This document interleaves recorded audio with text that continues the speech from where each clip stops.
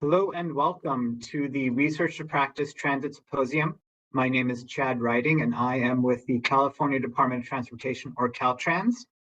Today is the third and final day of the symposium.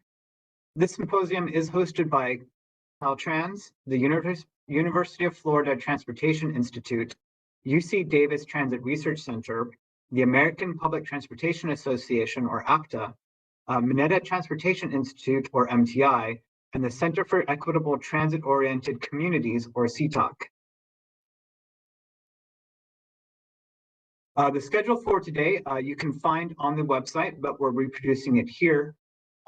First off, I will be moderating a discussion with Dr. Susan Handy. She'll be giving a presentation, followed by some questions and answers. Then there'll be a 15-minute break, followed by a session on transit data standardization and research implementation, followed by another break, a presentation on transit agency with and university partnerships.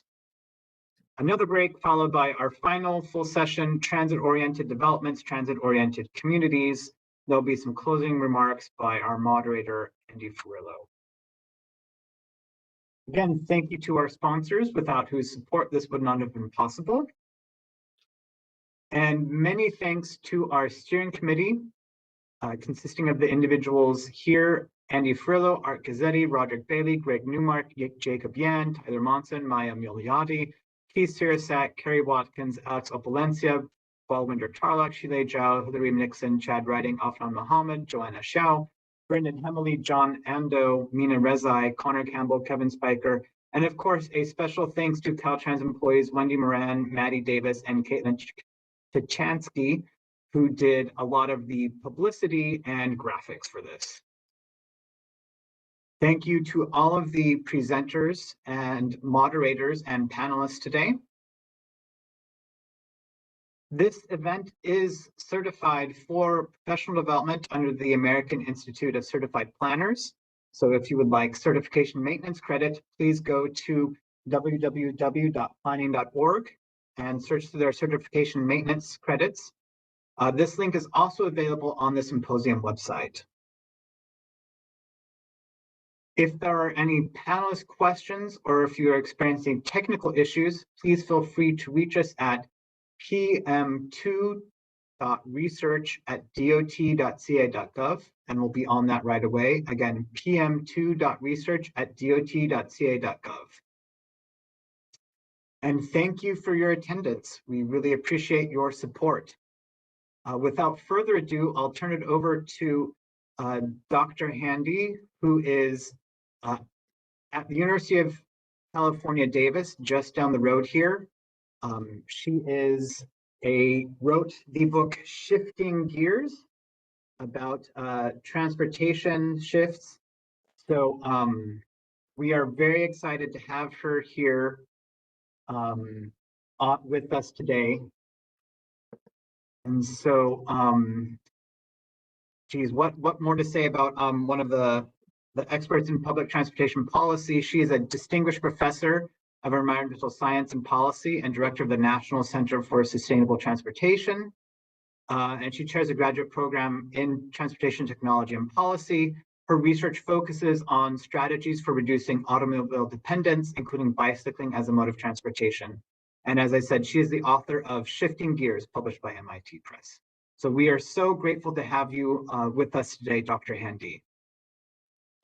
Well, thank you. I'm delighted to be here. Good morning, everyone, or good afternoon, as the case may be. I'm really delighted to have this opportunity to share some thinking about thinking with you today. And by now, I've been thinking about transportation for a few decades. And I have to say that I find this to be a very interesting moment in transportation. On one hand, we have cities like Austin that are investing billions of dollars in a very concerted effort to become a transit-centric city. But at the same time, we continue to have state departments of transportation like TxDOT investing billions in massive highway projects. Some of that is rebuilding the existing highways, but we continue to expand our highway system. So the transportation system is shaped by a lot of different people, but I would say that professionals play a particularly central role in the decision-making process, meaning that their thinking is particularly important. What do I mean by the transportation profession? Well, that is a little fuzzy, but when I'm talking about the profession today, I mean the people who carry out the day-to-day work of building, maintaining, and operating the transportation system. So certainly the people working in all the various agencies at different levels of government, but also the organizations that those professionals participate in, the organizations that help to shape the work of those professionals, the consulting firms that the public agencies are often hiring to do the work, and maybe the researchers count here as well. And I'll come back to researchers at the end of this. So I believe that to understand these very different approaches to the transportation system, we need to look deeper, that these different approaches reflect a very different way of thinking about transportation. So professional thinking, to me, is where it all starts. And that professional thinking shapes practices, tools, various guidelines that then shape policies and decisions that then determine the kind of transportation system that we get. So to understand that system, we've got to understand that thinking. And the question that I want to pose for today is professional thinking now shifting? Are we shifting to a new approach to transportation? So professional thinking, as I think of it, is made up of a set of core ideas. And the core ideas that have dominated the transportation profession in the US for at least a century, if you add them up, it really is all about making it easier to drive. And if you look at what we've been doing, that's primarily where our efforts have been going.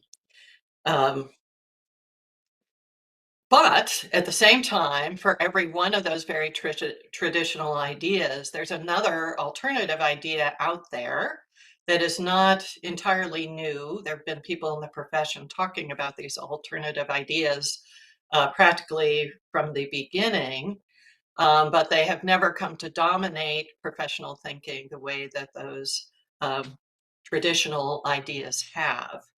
And this is really important because this alternative set of ideas adds up to an approach that focuses on making it easier and safer to not drive.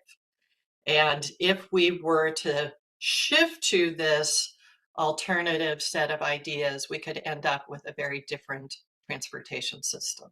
And obviously, this alternative way of thinking is much more in line with thinking about transit and the role of transit in the transportation system. So we don't have a lot of time, and I hope you will read the book at some point.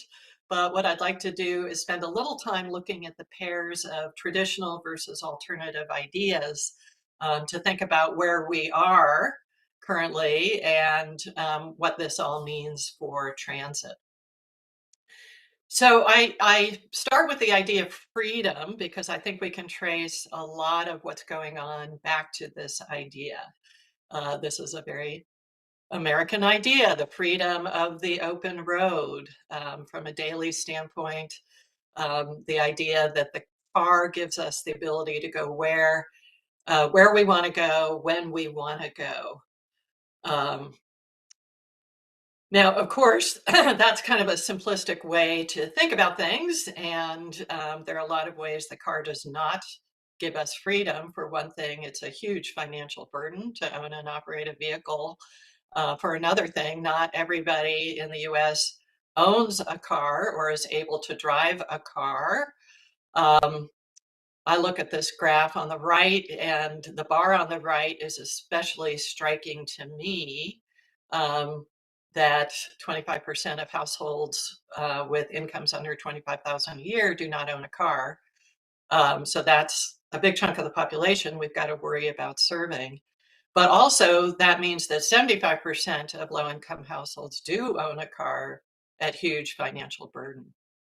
So of course, this is where transit has a really important role to play, is to give people an alternative, a more affordable alternative, and to provide people with mobility, people who can't drive, with the mobility that they need. But of course, we've also got to recognize that transit doesn't work equally for everyone. So for example, we know that women experience harassment on transit more than other people do. So we have a lot of work to do to not only, make transit work in general as a service, but also to think about the particular people using that service. And really what I think we need to do is adopt a broader conception of freedom than this very simple idea that the car equates to freedom. And I particularly like this concept of mobility justice as articulated by the Untokening Collective. And if you haven't taken a look at that, I recommend that you do. And I think this this concept helps us think much more broadly about how we approach the transportation system. A second idea closely related to the idea of freedom is the idea of speed. We know that we humans, we like going fast. We like the thrill of speed. But as professionals, we see speed as efficiency. So a lot of our work is about minimizing travel times. We treat travel as a disutility, as an economic cost that we're trying to minimize.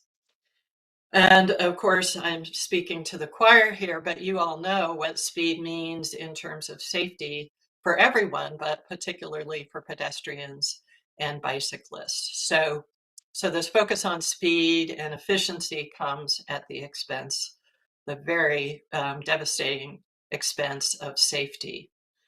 So, of course, we do things like speed limits as a way to address the problem, but we have a rather screwy way of setting them. And I'm happy to say that this is starting to change, that we're now starting to think about how fast we want drivers to drive and setting speed limits and designing streets accordingly.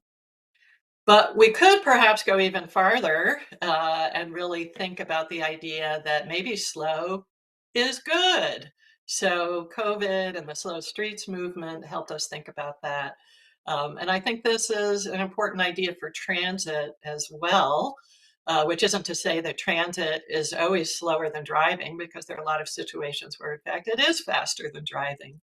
But even when it is a little slower, you get a lot of other benefits out of transit. You can relax, you can work, and you might run into some old friends when you're riding the Capitol Corridor between San Francisco and Sacramento, and take a selfie and send it to your former professor, as my students Calvin and Bridget did.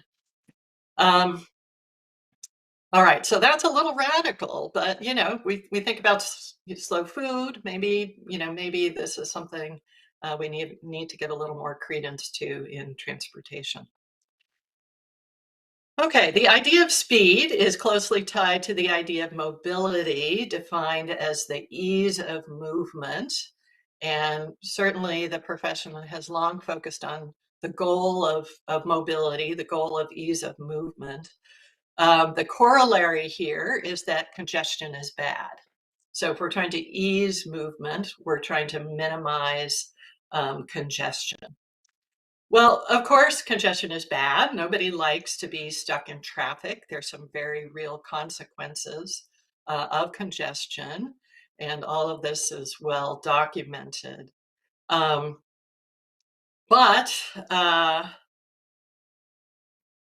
is mobility really what matters? This obsession with congestion and reducing congestion, and our futile attempts to address congestion over the decades, maybe we need to rethink what the goal really is. And of course, an alternative way to think about this is to think about accessibility as the goal. This is not a new idea. People have been talking about this again for decades, and I do see a lot more talk about accessibility within the profession, which I think is a very good thing, and maybe we can talk more about this in the discussion. But lots of talk and sort of less really grabbing onto this idea of accessibility as we are making our decisions about the transportation system. I like this idea of the 15-minute city and the variations on this as a very easy way to understand the idea of accessibility. I think that's been one of its challenges, is that it's maybe a little too conceptual for practical purposes. But I think this idea that if we put what we need closer to where we are, we can reduce our dependence on driving, and congestion becomes much less relevant to our lives. So rather than reducing congestion, we can focus on solving congestion by making it irrelevant, is the way I like to think about it. The next idea is that it is our job as professionals to accommodate vehicles. We measure vehicle throughput. We design spaces for vehicles. And lots of problems here, a lot having to do with size and space. So we all know about the trend towards bigger vehicles. Not only are people buying more SUVs and pickups than before, but each type of vehicle is itself getting bigger. So even the small cars have gotten bigger over time. And of course, this also is a very significant safety issue. Another problem with vehicles is that they are really spatially inefficient. They take up a whole lot of space to move what is typically one or perhaps two people, somewhere between 1 and 2 people on average. And this has all kinds of implications for our cities in terms of the amount of space that we need to devote to transportation if we're depending on cars, whether it's streets or parking. And then, of course, that makes the city lower density, which makes it harder for transit to be viable, and so on and so forth. So it's a very vicious cycle in terms of space. So we've seen some progress here in terms of rethinking how we use that public right-of-way, which is a hugely valuable asset that the public owns. And there's a real opportunity cost to using it solely for cars. So things like the Complete Streets movement and road diets, where we rethink how we are using that space and turn it over to uses other than just vehicle travel lanes. We are doing a good job on rethinking parking. Lots of cities have done away with minimum parking standards, and hopefully there are more to come. There's some great examples of turning parking lots into housing. We have a housing problem pretty much everywhere, so wouldn't we rather be housing people rather than cars? So good progress here, but a whole lot farther still to go on this point. And then I also like to think about transit as a land use. And here's where transit has a really big advantage, I think, over car-oriented travel, in that our transit centers can serve as community centers in a way that freeways and roadways never will. Whether we're using our transit centers to provide park space in a city, as we did in San Francisco, or to house community services as a convenient way to reach out to the public, or for events or whatever. But really thinking about transit centers as a community center, I think, is a really powerful idea. Okay, and of course, when we're talking about vehicles, if we're trying to prioritize vehicles and give space to vehicles and move them quickly and with ease, um, we have to think about capacity. And so another idea is that it's been the job of the professional to provide enough highway lanes to accommodate all possible demand. And we see this in the predict and provide approach that has dominated transportation planning for many decades. We still use our travel demand forecasting models to help us figure out where we're going to have congestion in the future and what that means for highway expansion. And lest you think that we've moved beyond this idea, I will just share this quote from last spring from the executive director of TxDOT, who said that the work will never conclude on Interstate 35 between Austin and San Antonio, that we will forever expand the freeway to accommodate the growth that will continue to happen in that corridor, which to me is an astounding statement um, from a, if nothing else, a very practical standpoint of how would we ever find the money in the space to continue to widen these facilities. That idea also flies in the face of the induced travel phenomenon, which has been occupying a lot of my time of late. This is the well-documented phenomenon that when you expand roadway capacity, you induce some amount of additional driving. In other words, you're not just satisfying current demand, you are actually creating additional demand, which adds to the futility of all of that widening as a strategy for reducing congestion. So we've done some work to synthesize and document all of that good research and created our little induced travel calculator that you might have heard about that's causing something of a stir. And again, happy to talk about that offline. But from a transit standpoint, the interesting thing that's happening along with that is that now in California, Caltrans is required to estimate the increase in VMT that a highway expansion project would induce, and then also mitigate that increase. And so what we're seeing is that along with highway expansion projects, we are getting a slate of mitigation projects that include some pretty nice investments in transit, as is the case for the YOLO 80 corridor improvement project here in Davis. And I should note that YOLO meaning Yolo County, not something else. So this is kind of an interesting twist in that these are projects that would otherwise be really difficult to fund. So the way that we are getting funding for these projects is by widening the freeway, which is, in my opinion, unfortunate that we can't find the money for all these good projects without at the same time having to widen the freeway. Okay, I then look at three other pairs of ideas that are about how we design and operate the roadway system. In these cases, it's a little less binary and a little more fluid, and the profession seems to be searching for kind of the right balance between the alternatives. And so I think that's right. That's appropriate. We need some hierarchy. We also need to think about connectivity. We need some separation. We need some integration. We need some control. Maybe a little chaos makes sense in certain cases.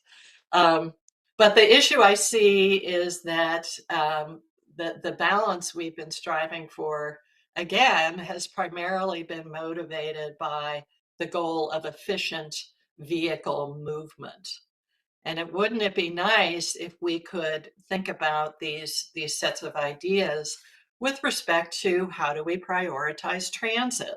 So ideas like, bus only lanes and BRT, transit signals, making sure that we're giving the right priority to transit, and achieving a different sort of balance between cars and transit. And the same sort of thing for active modes, thinking about how do we better integrate them into the system, and focus on their efficiency, but also their safety around cars as well as buses. Okay, and then the final idea I want to touch on is technology, because I think this again has been a really deep-seated idea in the transportation profession, as well as the minds of the public and the decision makers. The idea that technology is going to solve all of our problems, and I think of this as a kind of a we can have our cake and eat it too strategy, right? So if technology can fix it, we're not going to have to change our behavior or do anything else differently. We can go on living our lives the way we like to.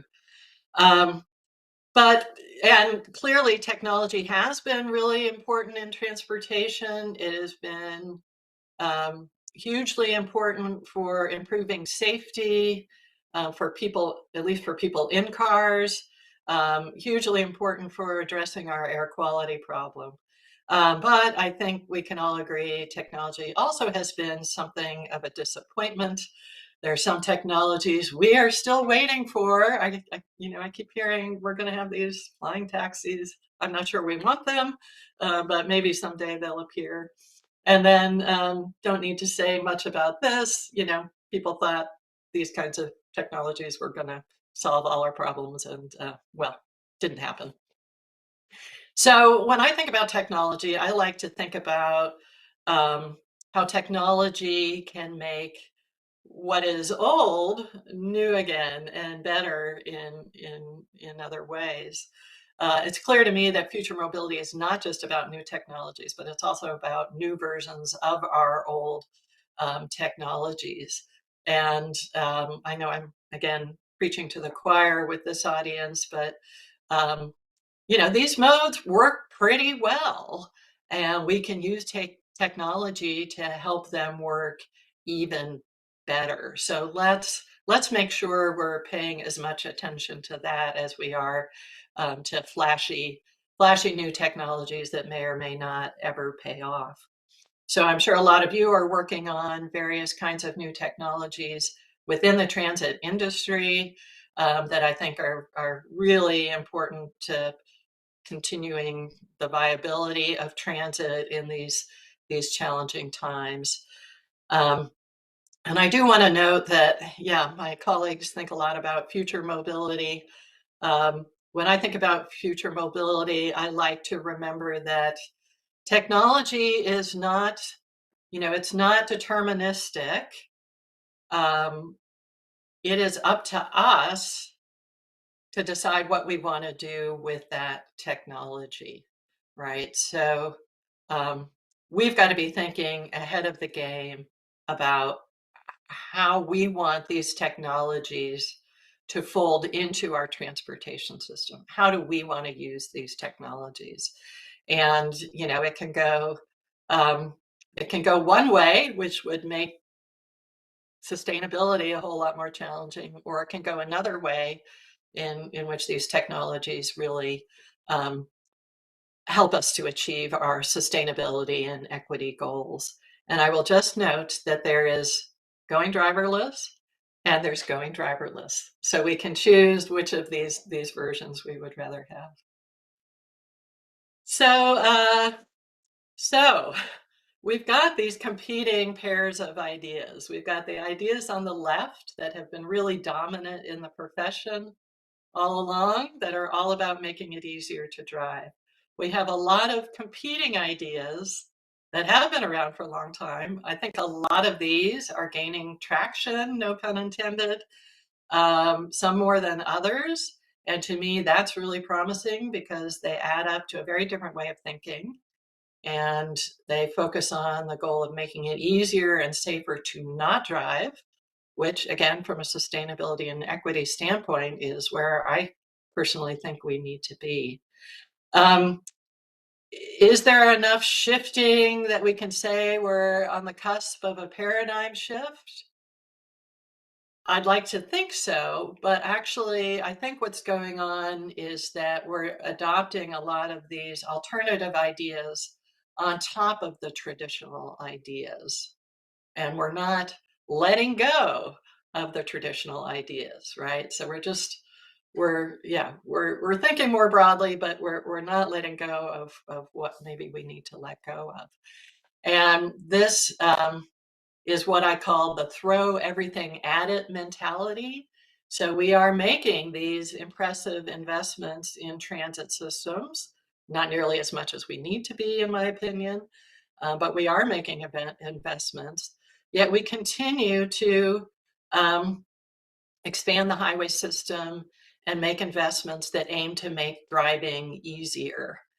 And the problem to me with this approach is that we're really not giving transit a fair shake in this case. If we're going to invest all that money in these alternatives, we shouldn't at the same time be making it easier to drive, because then we're disincentivizing the use of the alternatives. And when I say throw everything at it, the it is congestion. So again, a lot of this goes back to this, what I think of is as the obsession with congestion. And again, that's something we could talk more about, because I think we'll have a little bit of time. So in the end, I think we need to do some deep thinking about our thinking. What is the right way to think about transportation? And then what does that lead us towards? And as a researcher,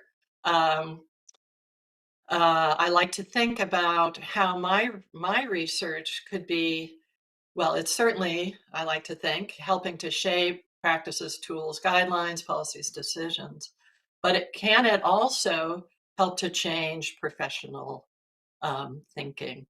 So I know this is a conference about thinking about bridging research and practice, and I like to hope I've given you some things to think about in terms of how research might fit into this here. So let me end there, and again, thank you for listening, and I think I saved some time for questions, so I'm looking forward to hearing from you all. Absolutely. Thank you so much, Dr. Handy, for your presentation. We do have about 25 minutes or so a good Great. long time for questions. So those of you who are interested, the email for the questions is pm2.research@dot.ca.gov. And again, I would like to put another plug for the book. Having read it, finished it last night, and read it over the past week in preparation for this discussion. Again, it was fascinating, fascinating read. Really, I think the main takeaway I have from the book is, in order for us to really make that paradigm shift, we're going to have to move away from this easing congestion role and actually build things near and closer to us and provide ways to get there without having to drive your car. So we don't have to, drive. So for example, I have family in Woodland, I'm in Sacramento, I have family in Woodland. It's 25 miles away. I can get there in a half hour by driving. My work is about 3 miles away in downtown Sacramento, and I get there by bus, still takes a half hour. So I thought that was really interesting. One thing that, kind of came to mind is, in order to get that higher accessibility, things that we want to do nearby, that's going to involve a lot of land use changes. And so I wanted to kind of pick your brain about this, is in order to get those land use changes and make those transportation improvements, they kind of have to go hand in glove in a lot of those ways.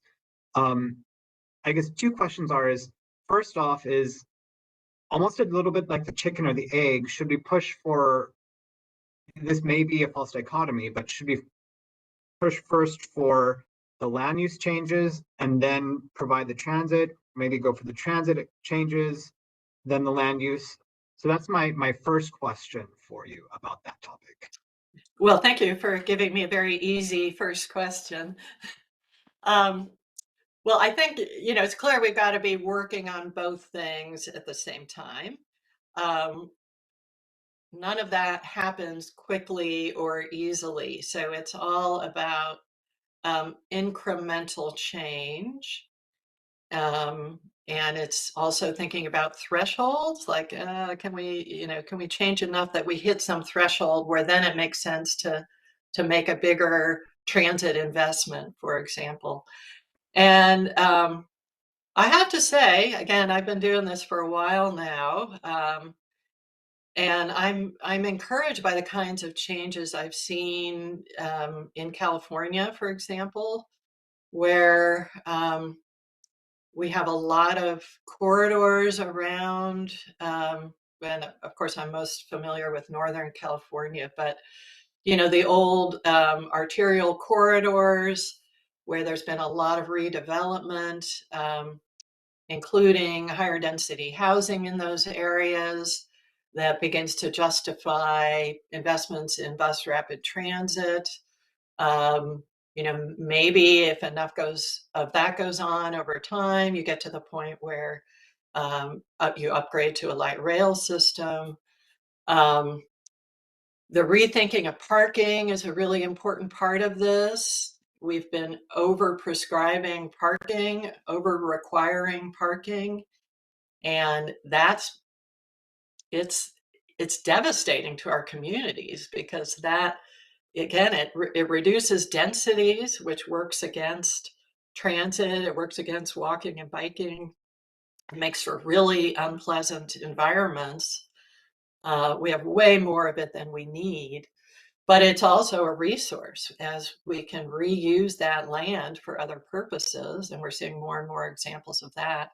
That's an opportunity um, to increase the density, change the mix of land uses, and begin to make a car light lifestyle more possible. Um, I don't think anybody's talking about getting rid of cars altogether. Again, it's an incremental thing. If we can make it possible for people to do more of what they need to do with less driving, then that's what we've got to do, right? I mean, Mhm. that gets us to where we need to be.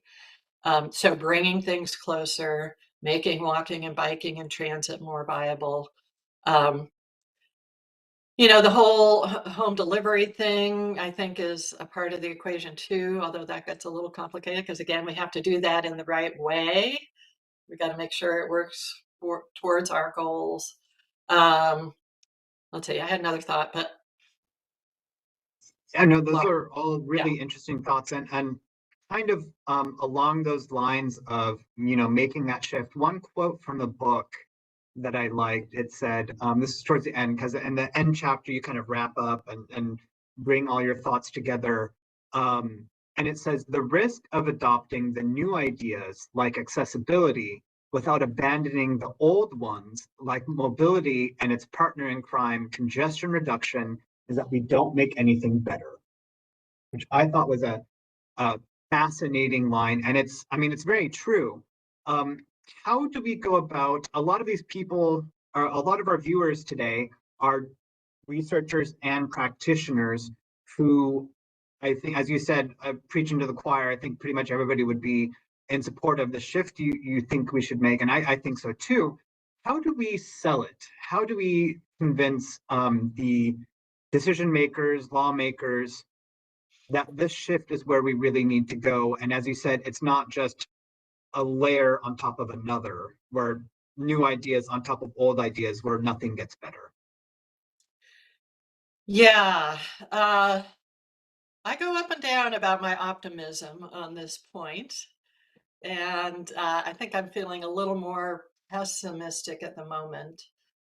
Like I said, I've seen a lot of progress in places like Northern California, the Bay Area, and Sacramento, with respect to investments in transit, walking, biking, thinking about the kind of land use change that has to happen. Cities are certainly where you see more of this interest, and I think there's this understanding that the economic viability of cities depends on having a very rich multimodal transportation system. So I think most of the big cities get it, even big cities in red parts of the country, not just California. But then as you go up from there, it gets a little trickier. We have our metropolitan planning organizations, some of which are much more bought into this kind of an approach than others. State departments of transportation, Caltrans does lots of wonderful things, but there's still a lot about the highway system. That's what they were created to do, was build and operate the highway system.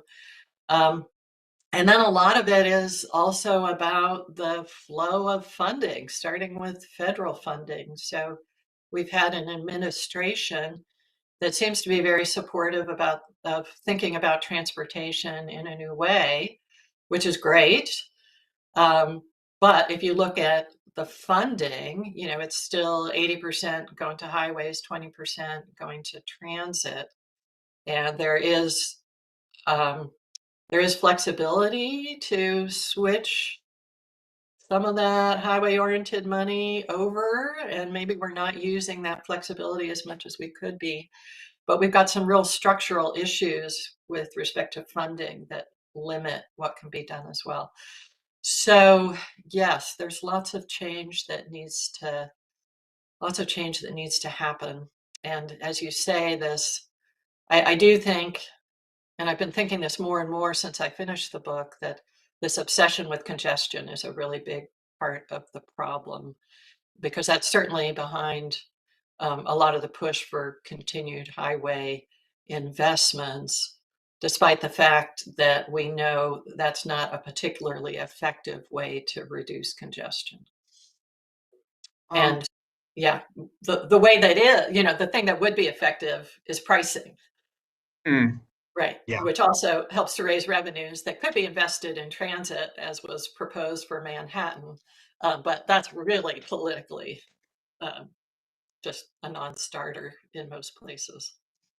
Yeah, and you mentioned earlier about parking and also kind of the pricing aspect of course is that, as you have Donald Shoup on the back of the book and giving a hearty endorsement. And I mean, it's true. I when I'm in the office, I take 95% of the time plus I take transit almost exclusively because of the parking issue. Now, of course, there's environmental benefits, but parking is pretty difficult and can be pretty expensive, which is actually, I think, policy wise makes sense. I mean, we don't need to be able to park our car anywhere we go, and it kind of deals with the level of freedom and making it easier to be driverless, so to speak. And how you kind of mentioned the two aspects of driverless, which I thought was a fascinating insight and also a great pun.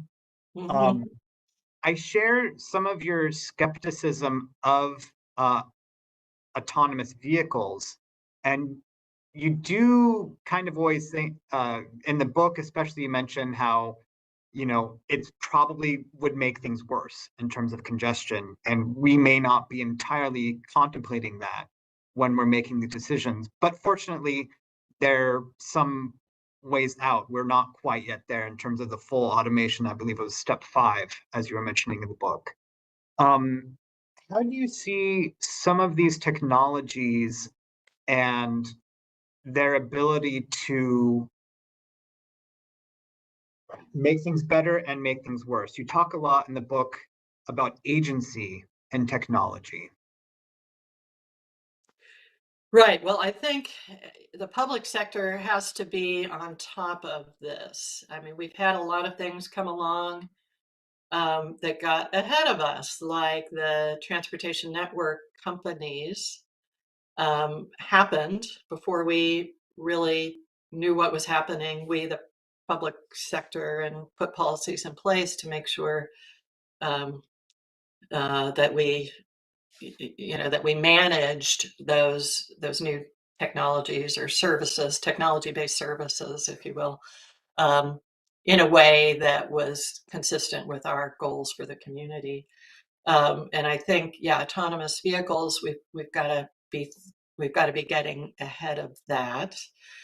My colleague Dan Sperling, he talks about the nightmare scenario versus I forget what the other one is, the dream scenario. From a sustainability standpoint, autonomous vehicles will be a good thing only if they're electric vehicles and if they are used in a shared way, so that we have more than one person sitting in an autonomous vehicle being driven around. And to me, that says transit. Like, if we can use these new technologies to create a new kind of transit service, that's great. That's helping with equity. It's helping with sustainability. It's making our cities better places. It's not necessarily increasing the amount of driving. Hopefully, it is decreasing the amount of driving. So that's what I would love to see. I don't know how we push and nudge the technologies that way from a policy standpoint, but if there's some way to do it, we need to be figuring that out. The problem is if everybody has their own self-driving car, then you're essentially lowering the cost of driving because you're taking away that need to be physically doing it and concentrating, and you can be watching TV or reading a book or knitting or whatever you want to do while you're in the car getting somewhere. Yeah, that's where there's the real potential to just make things a little bit crazy. I mean, there are other advantages about, it's all, you got to trace through the effects of these things. So if we use technologies to get more capacity out of our highway system, because vehicles can drive closer together and do it more safely with automated technologies of one sort or another. Yeah, that sounds great. Everybody can go faster, but it's kind of equivalent to widening a highway, right? So there's that potential that you're inducing additional travel because you've sped things up. So we've just got to be really careful about these. The direct effect might seem great, but what are the secondary kinds of effects that might happen with these new technologies? Yeah, and I thought it was really interesting in the book how you spoke very lovingly, in some ways very lovingly, in some ways not, about your 1967 Mustang. Oh, yes. How it had only the lap belt. It was Oh my God. not super safe. There are a lot of things, but technology was able, to require the seat belts. You spoke very lovingly. Very lovingly, in some ways not. About your I'm sorry, Greg, could you put yourself on mute? Sorry, we have thank you. A presenter for the next session came in. So how technology can, as improving vehicles to make them safer, more fuel efficient, et cetera. I thought that was really fascinating. We do have a question from the audience that came in about, and it says, it's in the chat, how can those listening who are researchers have an impact on the idea of moving the mindset away from fixing congestion? Well, I wish I had a good answer to that.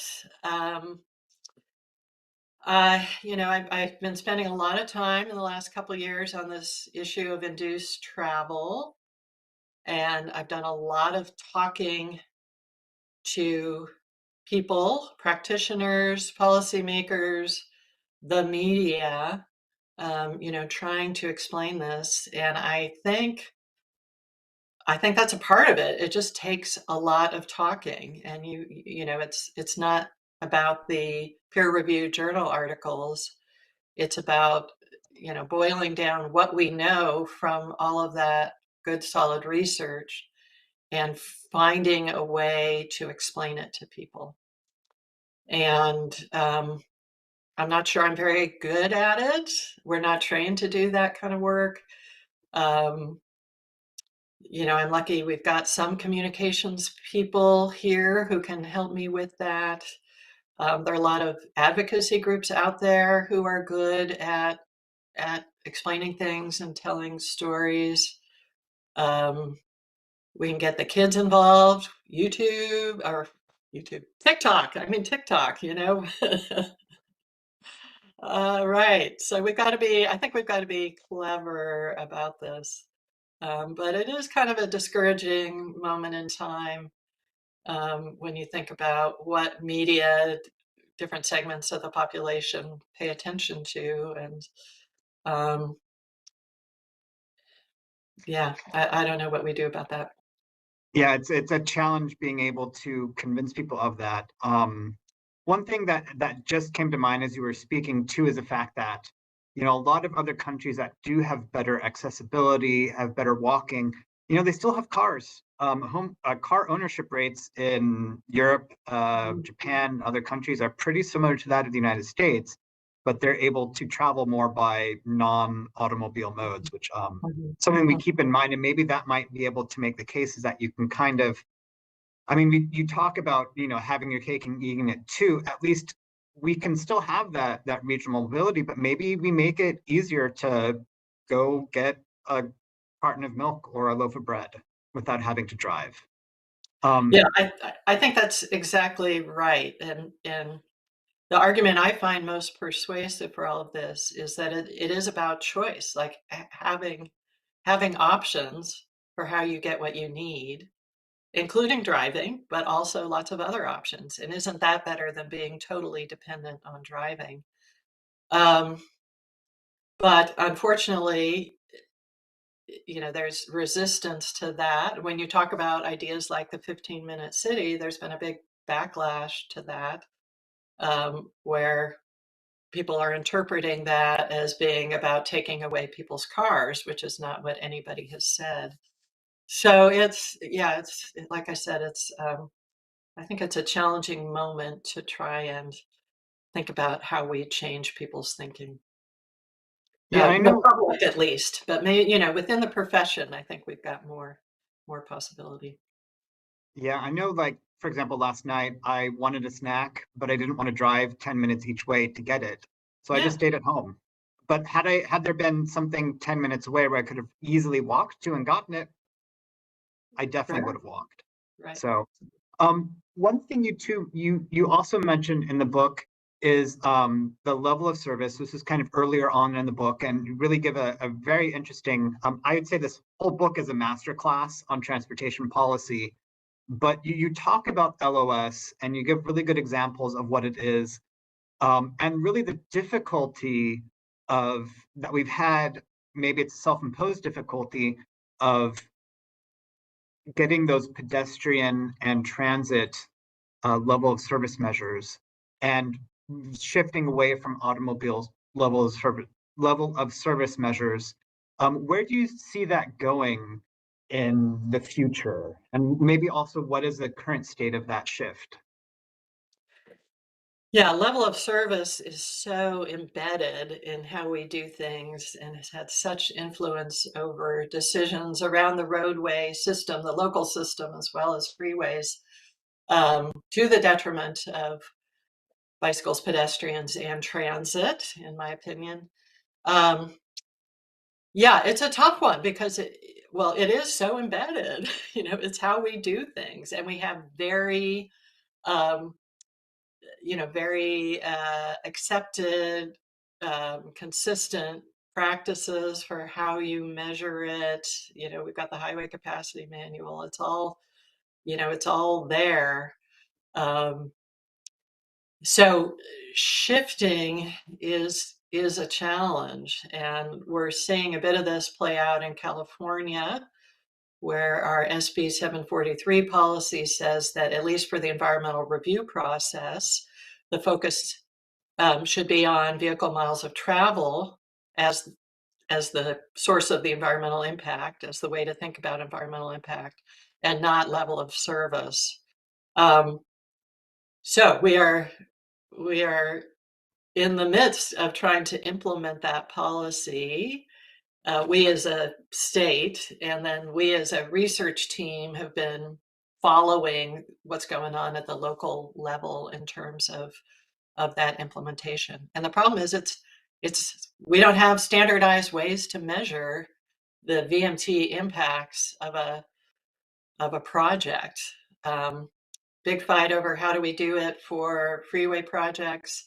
And then in California, under the California Environmental Quality Act, we have to do that for development projects. So a land development project, you have to do an environmental review, and you've got to look at what VMT is that going to generate. That's a lot harder to do than saying how many trips is this going to generate, and how does that impact the level of service for the intersections around that project. It's just much trickier because you got to think about where people are going to and from, and yeah. And one of the problems you also mentioned in the book is how the ITE trip generation manual is probably overestimates most trips. That leads to overbuilding. And so how do you generate those VMT numbers if some of those ways to measure or predict VMT have some issues with them? Shifting gears a little bit, and that was not intended as a pun. Throughout the book, there's a thread about how COVID-19 really changed. It didn't really change, but it revealed a lot of truths, particularly in the speed and the safety aspects. Are we still learning new things from that experience in terms of policy-wise? And did COVID-19, do you think, permanently change some things in the transportation profession? Well, I think when I wrote the book, which I finished writing about 2.5 years ago, I was more optimistic that COVID would help us towards this paradigm shift, because it did. I love how you said that. I think it did reveal some important things about transportation. But I'm feeling a lot less optimistic. I mean, certainly on the driving side of things, we're back to where we were, and safety is worse than ever. Some of these conversions of streets to slow streets, or, let's use parking for outdoor dining, those kinds of projects have become permanent. And I think that's good. I think we will continue to think about how we can use street space in other ways and see it not just as a place for cars, but as a public resource. I think some of that change is sticking. And then, of course, if we're talking about transit, that's just a really tough one financially for transit agencies. And then ridership inching its way back.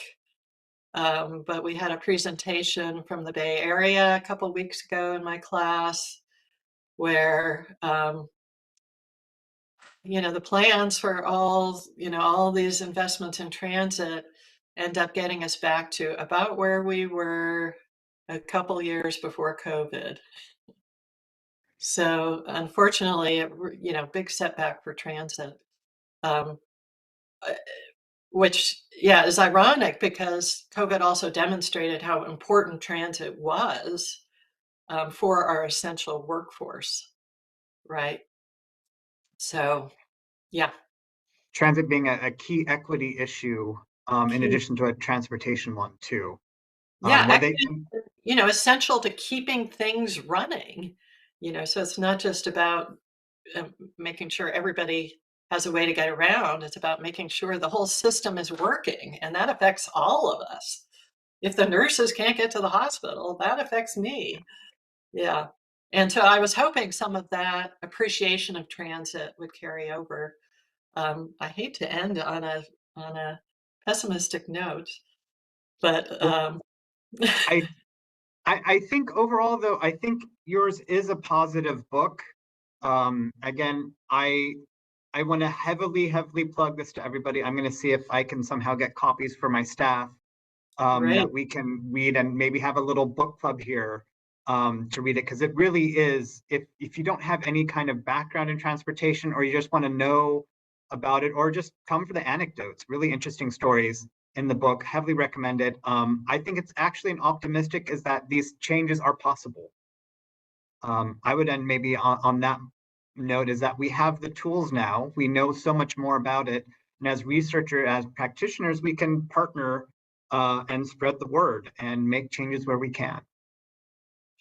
Thank you. That's a very nice, happy note to end on. Well, Dr. Handy, thank you so much for your presentation today and for taking time to come speak to us. Really appreciate it. Again, get the book. It's fantastic. Thank So, you. Thank you very much. And thank you for reading it. you're very welcome. Much appreciated. So we'll go ahead and go on a 15-minute break, and we'll be back at 1:15 Eastern, 10 a.m. Pacific. Hello and welcome back to day 3 of the 2024 Research-to-Practice Transit Symposium. My name is Greg Newmark, and I'm an associate professor in the Department of Design and Planning at Morgan State University in Baltimore, Maryland.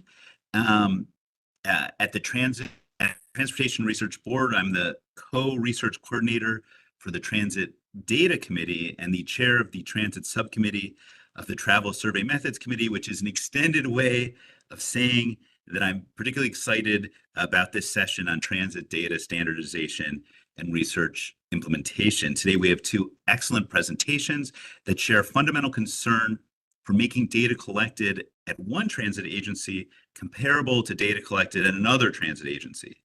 So such comparability enables consistent analysis across properties and also facilitates the development of all sorts of tools to expedite that analysis and offer better service to travelers. All activities very important for researchers, practitioners, and public oversight agencies. Our first presentation is by Greg Spitz and William Wong, both of whom bring their transportation modeling expertise to review transit forecasts for the Capital Investment Grant, that's the CIG program at the Federal Transit Administration. Greg has been a key player in the development of transit market research studies. He spent 26 years at Resource System Group, RSG, before joining the FTA. And just personally, as a former resident of Windy City, I also want to note that many years ago, Greg, who is also a former Peace Corps volunteer, Greg started a cycle rickshaw company in Chicago, which is cool. William is a community planner on the systems planning and analysis team at the Federal Transit Administration. He is active on several TRB committees. And this year, William was selected by NYU's Rudin Center as an emerging leader in transportation, which is great. Prior to joining the FTA, William worked at the New York MTA. And William has also attended in person the European Tram Driver Championship Games. So please take it away. Thank you, Dr. Newman. Let me share my screen. Let's see. Okay, so are you able to see my screen? Okay, good. Yep. Okay, thank you, Dr. Newman, again for the introduction. Again, my name is William. My colleague Gregory Spitz is also here today, but I'll be the one doing the presentation here, talking about transit data standardization in terms of processing transit survey data into a standardized format using R. Okay. And now here's my agenda for today. First, I will talk about the importance of onboard transit surveys, or OBS. Then I will discuss the R tools we use in this processing solution proof of concept. After that, I will describe how R can help with processing OBS. And finally, I will discuss what benefits this solution offers for survey processing. And some of you may already know what OBS is, but for those of you who are not familiar with it, here's a brief introduction. Basically, OBS collects information about transit customers, but sometimes it also includes surveying potential non-transit users such as drivers to learn about their travel behavior. The survey is most often conducted on transit vehicles like trains, buses, and ferries. That's why it's called onboard survey. However, depending on the needs of the surveyor, sometimes it is conducted in stations as well. OBS asks a lot of questions and collects a lot of information, including but not limited to rider demographics like income and number of cars in the household, current trip details like origins and destinations, level of satisfaction of trips, interest in new or modified transit services, and reasons for using or not using transit. For the FTA, OBS critical data sets for travel forecasting. We have a program called Capital Investment Grants or CIG. As part of the grant requirements, project sponsors have to provide ridership information and travel forecasts for FTA review. Whether you want to build a new rail line or new bus rapid transit line, current travel behavior forms the basis for evaluating whether the forecast looks reasonable. And OBS are the exact data sets that provide the best, most accurate information about existing travel behavior. And surveys are often complex to conduct, sample, and weight. However, we do need high quality survey data to understand what's going on in transit markets. With this data, we are often more likely to be able to make better planning decisions for transit services or transportation services in general and infrastructure. And as I discussed in the last slide, OBS are critical data sets for the FTA. That's why we pay a lot of attention to survey processing. We've been receiving many surveys on active transit capital projects, both pre and post-pandemic, to satisfy the CIG grant requirements. Each survey data set, Each survey data set contains lots of data. Usually there are about 150 to 300 variables and 5,000 to 100,000 survey records. The reason behind this variance in the number of variables and records is the uniqueness of surveys based on agency and project needs. For example, small agencies and studies that focus only on certain transit corridors probably don't need too many samples, while large transit networks or projects likely require more information and more people included. I'll just keep moving. While similar in the data these surveys collect, because of this uniqueness, upfront transit survey standardization across all organizations before data collection is probably not feasible or even desirable. In this project and presentation, we focus on standardization after survey data collection to not only maintain unique characteristics of each survey, but also to allow us here at the FTA to perform different survey-related tasks and projects, including but not limited to travel forecasting using FTA software called STOPS, or simplified trips on project software, before and after studies to compare predictions and actual outcomes of capital projects, and other ad hoc analysis. And due to the large number of different surveys we gather here at the FTA, having an automated, standardized process makes sense to enable efficient analysis and comparisons. Now I can move on to the next slide.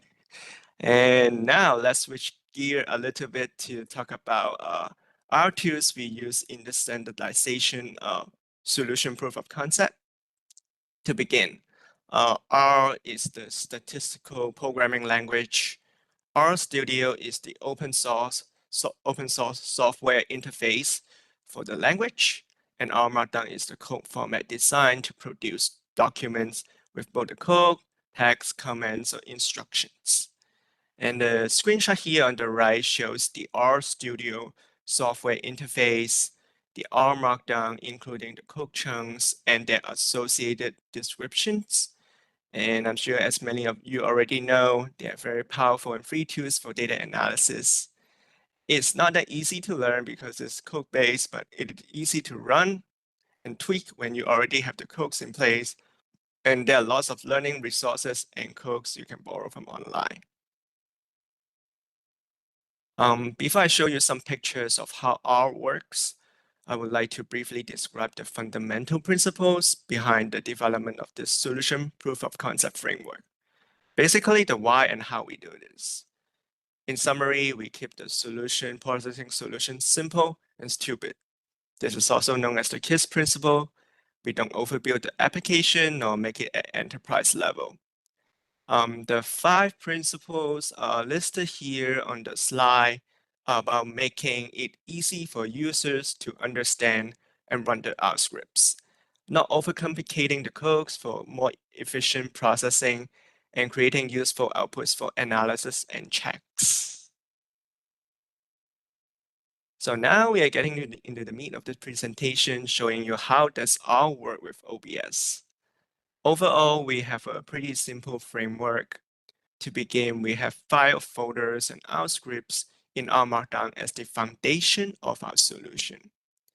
The screenshot here on the left shows the folders and scripts. You can see we have folders for helper functions, inputs and outputs. Also, we have scripts for processing, analyzing, and producing outputs. And to start a survey analysis, we first put 3 essential files into the input folder, which are the survey itself, route data, including route numbers and types like rails and buses, usually from GTFS, and shapefile of the area where the survey was conducted. And the next step is to identify and run the R scripts based on the instruction within the R scripts. These 2 pictures here are the two most important R scripts. On the left is a screenshot of the processing script, which is where the data standardization takes place. And you can see, maybe not see too clearly, but on the right side of this picture on the left, you can see the outline of the steps in this script. It may seem a lot, but some of the steps here are just 1 or 2 lines of codes, and some are just intermediate processing reviews to ensure the data is processed properly, like the data for routes. And then on the left side of this picture here, you can see the main panel. It shows the section for defining and renaming key survey columns for standardization processing. There are other important steps in this processing script, like defining trip purposes, extracting route IDs from the survey, and classifying productions and attraction ends of all the records. Once the processing script is run, we can move on to the analyzing script, which is the picture here on the right.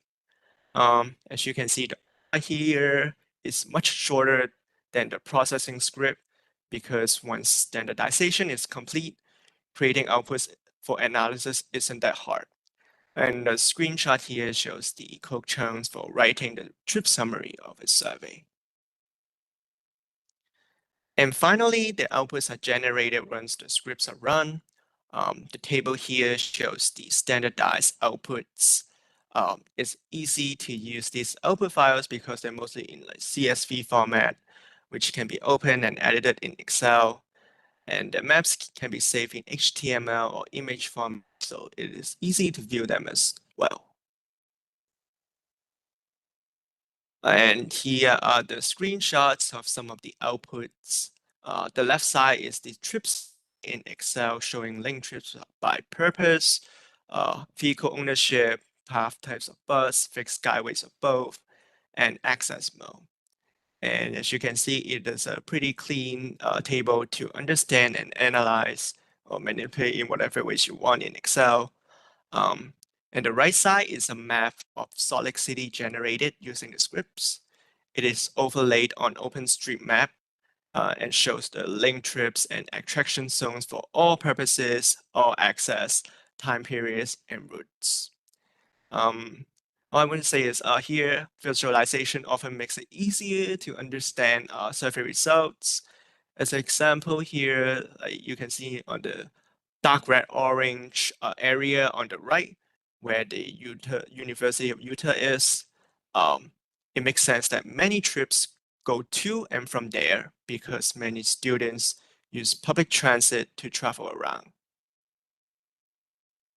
So after talking about the solution proof of concept itself, we now move on to the last item on the agenda, which is the benefits of the pipeline solution. First of all, it's quick and simple to process. And depending on how long and complicated the survey is, it takes only about 2 to 8 hours using this solution to get the inputs in good shape, edit and run the scripts, and produce the outputs. The scripts themselves don't take too long to run. Usually after drinking maybe 1 or 2 cups of coffee, max 3, then the script will be done running. It is the preparation work before running the scripts and analyzing afterward that take the time. And prior to this standardization method, it could take us about 40 hours using simpler software and methods like Excel to obtain some meaningful analyses from OBS. And this is a very significant time saving. Besides the time savings, the solution allows survey data gathering to be unique based on various needs. However, no matter how unique each survey is, the right or appropriate data needs to be collected in the first place because this solution is not intended to handle poorly gathered data. Simply put, garbage in, garbage out. When you have the high quality survey data, then this would be maybe the solution for you. You just have to follow the inline instructions in the out scripts, then you can process OBS data into standardized format. It ultimately gets you the production, attractions, transit paths taken, geolocation data shown on maps, etc. And the outputs also allows you to perform a semi-automatic quality assurance or control process, which I will talk about in the next slide. So the standardized outputs files from this solution proof of concept allows QA and QC of survey data and its processing. One example is to use the decomposition analysis to analyze routes. The table here on the right shows the unlinked trips, linked trips, transfer trips of some routes from a survey. We expect the total linked trips with transfer, which is the second last column from the right, should be within about 20% of the total unlinked trips of boarding, which is the first column on the left here in this table. And I highlighted routes B and N here because they're outside of the 20% range, and their ridership numbers are not that low. In this case, we will need to do some investigation to figure out what happened with these routes.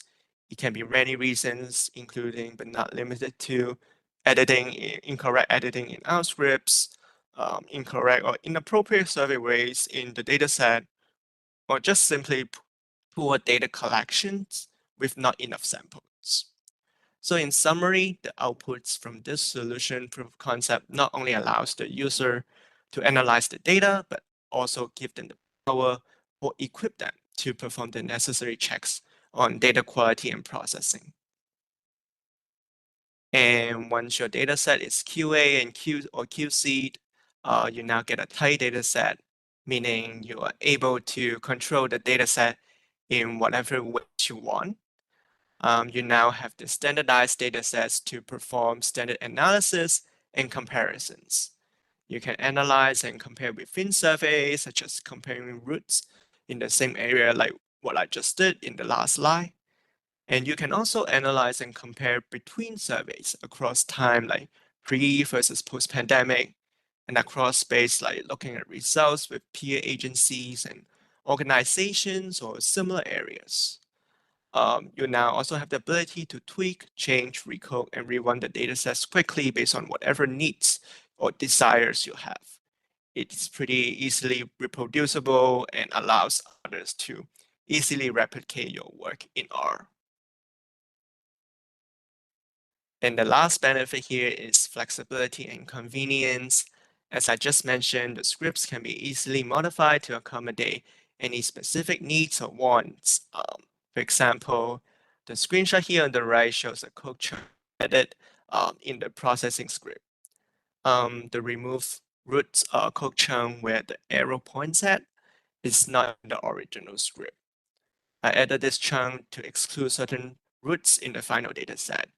I'm not an expert in the R language, even though I've explained a lot, but I'm still able to add this chunk in the script thanks to the abundance of resources available for R. AI tools such as ChatGPT and other online resources can help with understanding and learning coding in R. In short, the flexibility and convenience of this proof of concept offer great benefits to users of all levels in the R language. And finally, here's our summary and conclusion of the presentation today. OBS post hoc processing becomes more automatic with the solution proof of concept presented today. It saves a lot of time processing surveys, and it uses open source free tools. It is easy to understand and follow because there are step-by-step instructions in the scripts. The solution generates useful standardized outputs for transit analysis and allows data quality assurance and checks. Last but not least, while the solution standardizes survey data after collection, it leaves room for customization to enable flexibility in analysis. Overall, the solution framework presented today seems useful for transportation data analysis, and perhaps it can be also applied to more general non-transportation analyses like marketing. However, so far we have only used the solution proof of concept for transit analysis, and the developers and contributors of the solution, including myself, think that this proof of concept seems to be working well for survey analysis. So we are likely to pursue the development of an R package in the future, or we may be able to find some other more effective ways or methods to support the data and survey analysis community. And that's all I have for today. And thank you so much again for inviting Greg Spitz and me. And here's my contact information and Greg's. And I'm going to pass it back to Dr. Newmark. Thank you, William. That was wonderful. I fear that I've been using R Markdown all wrong for helping students. So this is great. And I'm excited that you've developed this. I'm curious, and I'm sure there'll be follow-up about how to make the work you've done more broadly available. I'm going to just share my screen. I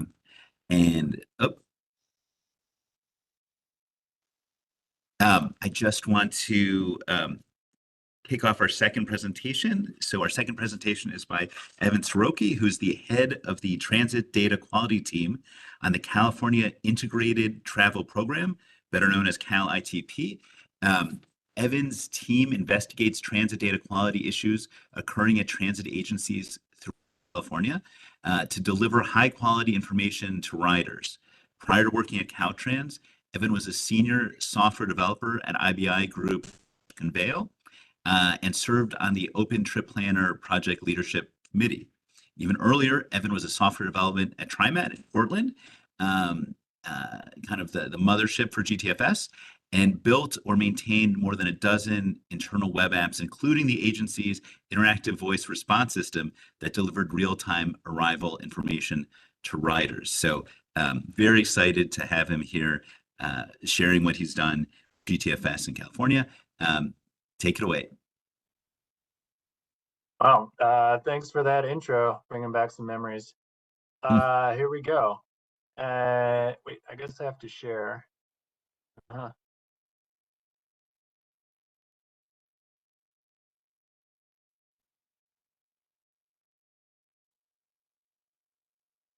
Okay.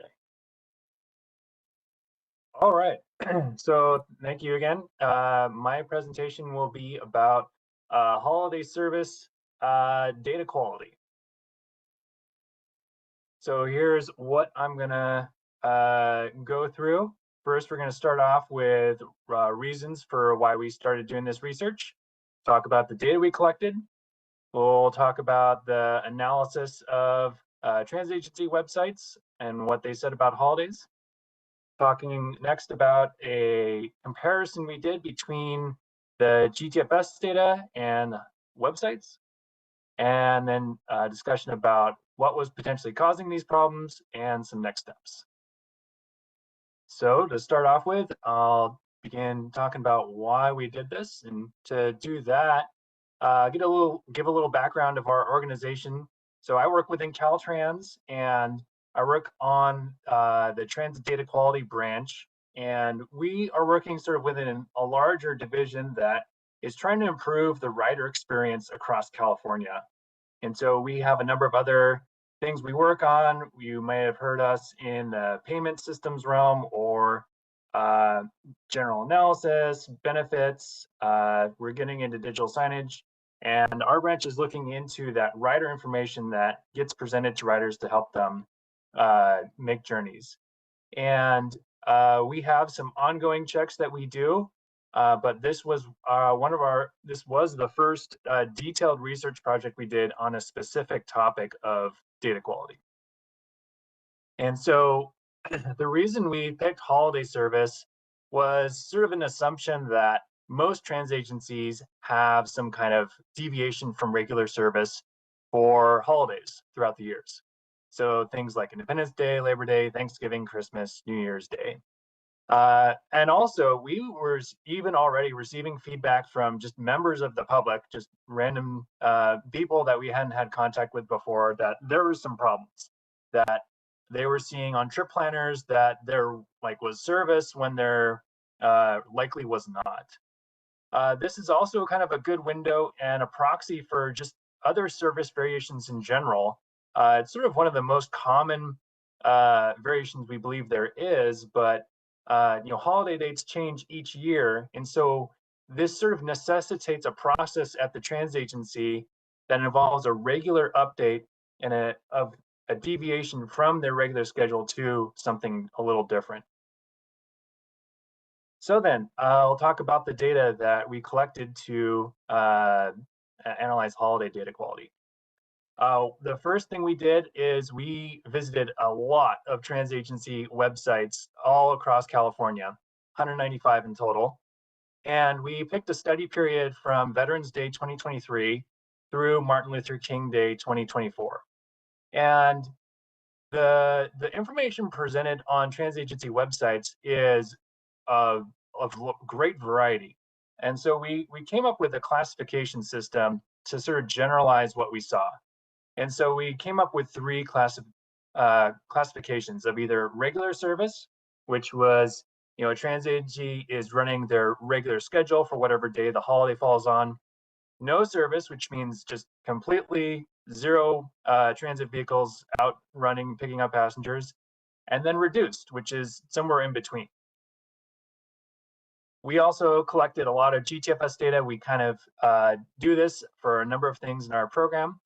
We have a database that lists all of the transit agencies across California and the GTFS feeds associated with each of those agencies. And we download that GTFS data nightly and process it in a big data warehouse.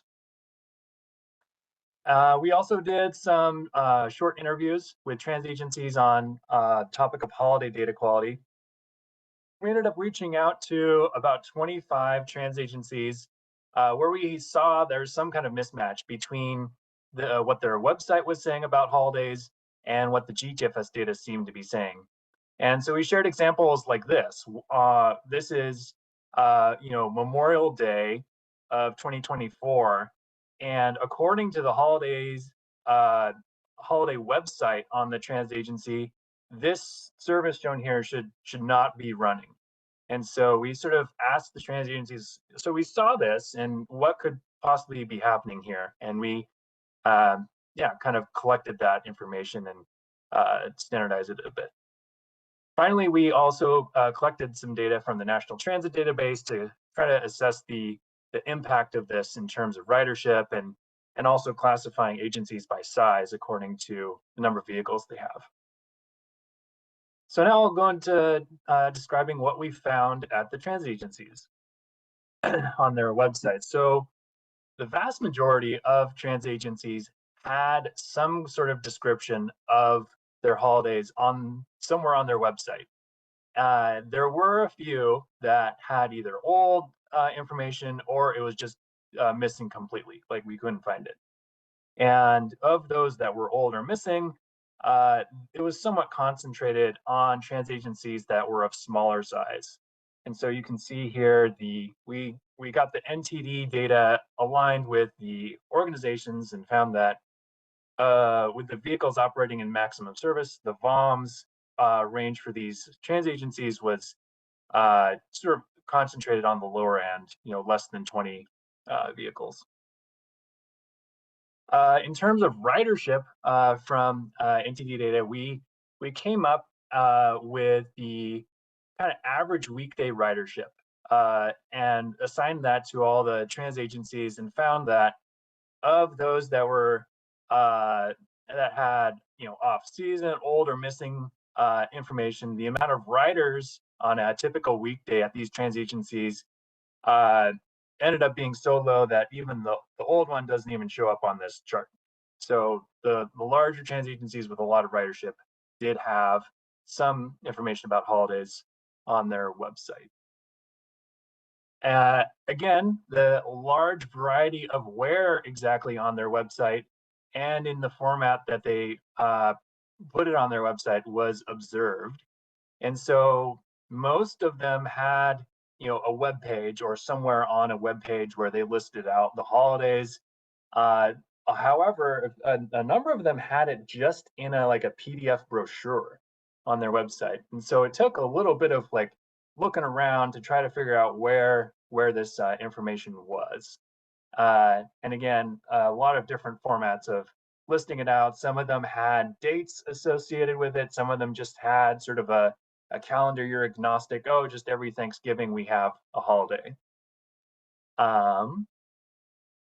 And taking into account all of those different patterns, we summed them up and figured out what was the general observance of holidays in the study period.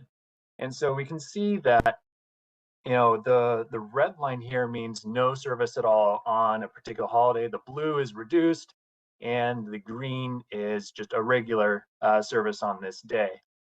And so of these transit agencies where we collected information from their websites, the website information communicated that Thanksgiving, Christmas, and New Year's Day were the ones where there's the highest percentage of transit agencies changing their service from regular to either reduced or more often just no service.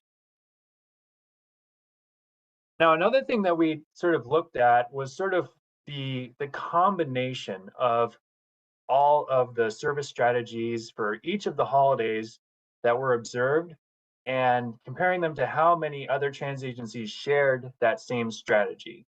So the most common way of providing service for holidays was about 20% of transit agencies just provided no service on Thanksgiving Day, Christmas Day, New Year's Day, but then regular service on all the other holidays in the study period.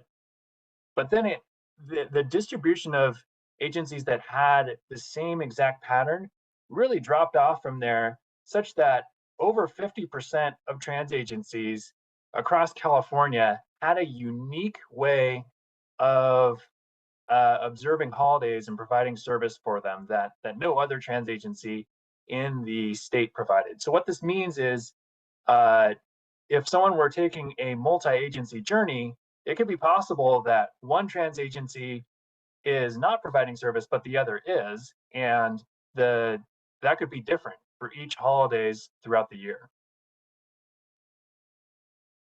So after collecting all the information from the holiday websites, we then took a look at how well that matched to the GTFS data. And it was a little complex to try to come up with a way and a methodology to do this.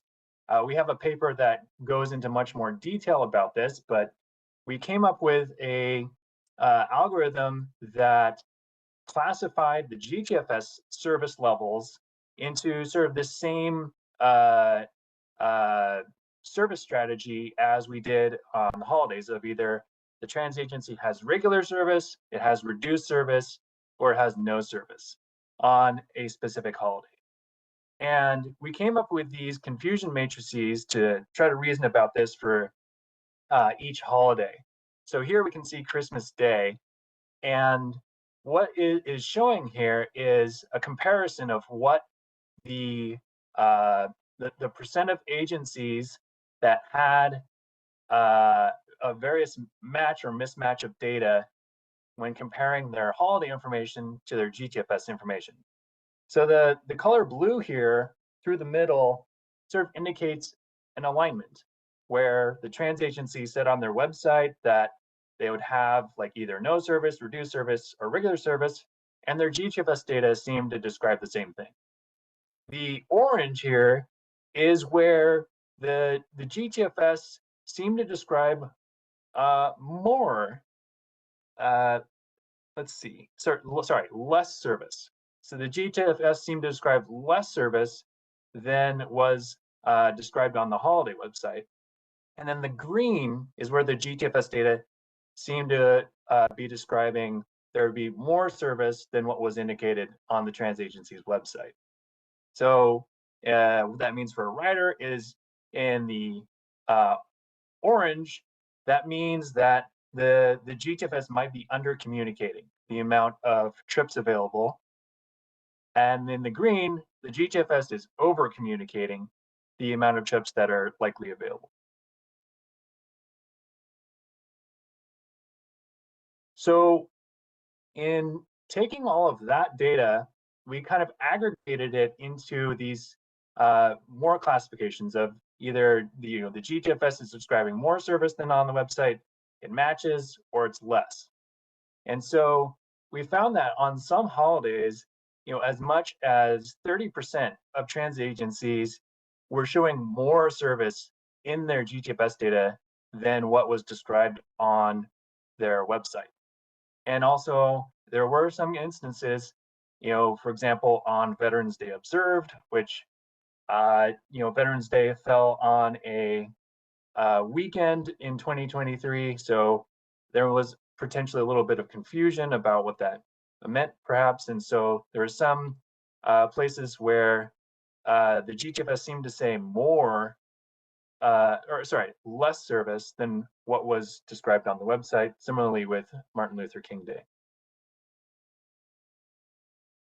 And the distribution of this among agencies where there was a mismatch was quite a bit. And no agency, there was one that seemed to get have a mismatch on every holiday, but 74% of agencies had at least one mismatch. So maybe not all of their holidays, but one, maybe two, sometimes three, had a mismatch where either the GTFS said there was more or less service than what was described on their website. And so, for example, one agency might have gotten, just Veterans Day Observed incorrect, but all the others aligned. We also took a look at this, again, looking at average weekday ridership. And because of the variation described on the previous slide, where some agencies got the data a little different on different holidays, we saw some variation here on the amount of riders that were potentially impacted on each day because of the size and distribution of different agencies. But on Thanksgiving Day, potentially as many as 500,000 statewide average daily riders could have been impacted by this information mismatch. So given that we saw, quite a few problems, we sort of tried to ask, why is this happening, and take a closer look at that. And the thing we found, we looked at just the GTFS data itself and tried to kind of classify what the GTFS data, like how someone might have coded this such that it was showing this mismatch.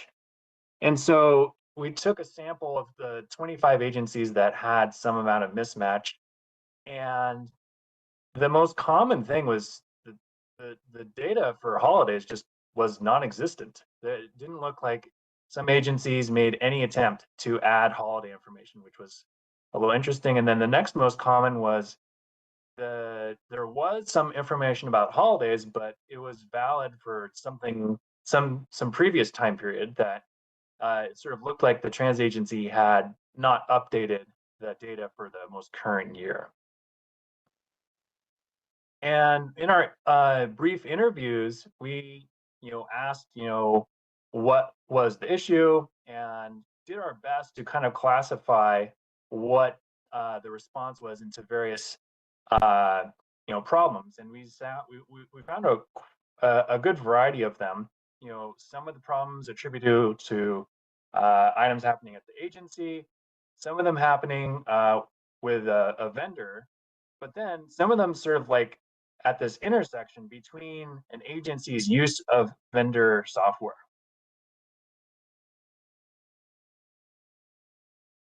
So given all that we found in here, we thought, what could we do to try to improve the situation? And there's a variety of options that I think will be necessary to try to completely resolve this. And they fall both at the agency level with vendors, and also some third parties could help out in this as well. In terms of what agencies can do, I think we observed, for holidays, it's something that may not occur very frequently. So some education and training could be helpful to provide to agencies to show them how to improve their data. And also trans agencies should make sure in their standard operating procedures that they are, taking the time to update this. And, especially for small agencies that don't really change their service from year to year, their holidays are still going to be different each year. So I think, committing to at least once a year updating their GTFS data would be necessary. And some trans agencies even contract out all this GTFS data production. So the contracts themselves should note that service variations should be published in the GTFS data. In terms of what vendors could do, we found a number of trans agencies saying, well, the software is really difficult to use to produce some kind of service variation. So, we sort of, put this out to the vendors of saying, well, can you make your software easier to use such that, doing this kind of thing is possible? And also some vendors, do a full service GTFS production for agencies. And so the vendors should be properly budgeting and committing resources to adding these holidays. And then at the third party, given the sort of inconsistent nature of how holidays are observed, it could be helpful to have, potentially a statewide coordination among trans agencies to ensure that some trans agencies are, aligning in how they approach holidays, and perhaps there are some routes of regional or statewide significance that could be on at least sort of the same schedule. And also, there could potentially even be an angle here for improving the GTFS specification itself to be more specific and opinionated about how holiday information should be published. In terms of what we are going to do, we at the Transit Data Quality team are going to be institutionalizing this check and checking holiday data on an annual basis. And so basically repeating what we did for the study each year and reaching out to trans agencies about these data quality problems. And so that will involve, reaching out to agencies when we are having trouble finding information on their websites, and then also when there are apparent misalignments between what's on their website and what is in the GTFS data. And also we are trying to improve the GTFS specification to be more opinionated. And so with that, I'd like to thank a lot the people who helped out in this research project with Samantha Lewis collecting a lot of basically all of the initial data from the agency websites, and also Vivek for doing nearly all of the analysis. And thank you. Thank you, Evan. That was wonderful. We have not that much time, and one question was submitted that I'd like to get to in the space that we have, which is and it's for William, but I think it also can resonate for Evan, which is how is the FTA going to use kind of standard outputs besides just the CIG program? Is there some incentive or impetus for transit companies to rework their onboard survey coding, in the future? And I should just say that my subcommittee hosted a standardizing transit survey data workshop at TRB in January in order to think about some of these ideas. So there definitely are people, concerned. So, but I want to leave it open to William and Greg and Evan. Yeah, I will let Greg to share his thoughts first. Yeah, because he's more experienced in this field. Oh, I mean, I think it's a good question.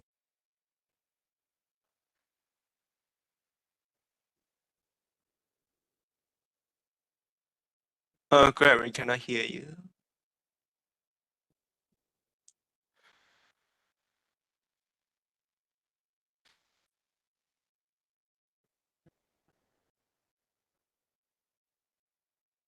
Greg, I'm not sure what's happening. You're obviously unmuted, but we can't hear you for some reason. William, do you want to field this while Greg sorts that out?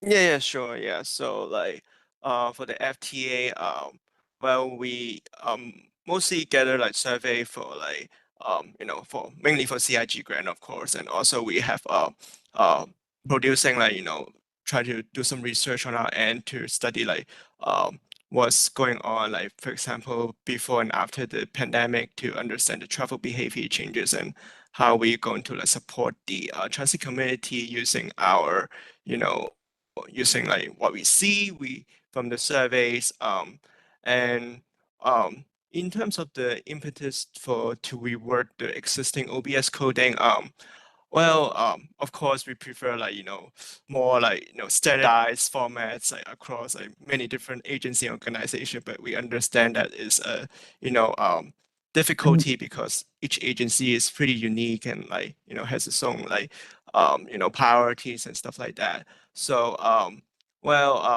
why we Well, suggest can it, you but hear like me? it's not like, yeah, We can hear you we now. can hear you now. Yeah. Oh, sorry, So Greg, sorry to feel free to share. interrupt you, Yeah. Will.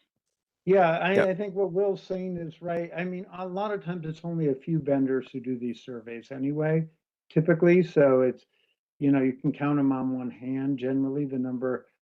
They're typically outsourced to some consulting firms or survey firms, I should say. So it's not so much the actual names of the variables that are the problem. That's kind of tedious, but that's maybe 20 minutes of the work. It's really how it's constructed and a lot of the nitty gritty, lining up a lot of the spatial data together, which those scripts make very automated, although there are some manual steps you have to do to make sure they work together well. But that's all explained in the documentation. And again, this is something we've been using internally. We'd love to make it a little more public, but we're trying to be very cautious about turning ourselves into a software shop that we're not capable of doing good support. So, but as we keep pushing it along, I think that'll become easier and able for people to get their hands on it, and so you can see how well it works. But it's a good question, and again, just one last thing to summarize is that it really we want to make it pretty much, or post hoc is really the point. even surveys among the same agency change over time. So just Mhm. doing it after you, not trying to tie yourself up too much at the front end of a survey and just deal with it on the back end seems to work better for everyone and just seems to be also a lot more realistic. So I'm going to squeeze a few more just to also give Evan a chance to speak. The kind of the real focus of Will and Greg's presentation was about post hoc standardization, where Evan was really talking about standardizing at the source. So I just wondered if there was some, is this something that can be squared, or I don't know, ideas on how to align these two approaches so that we can use data consistently.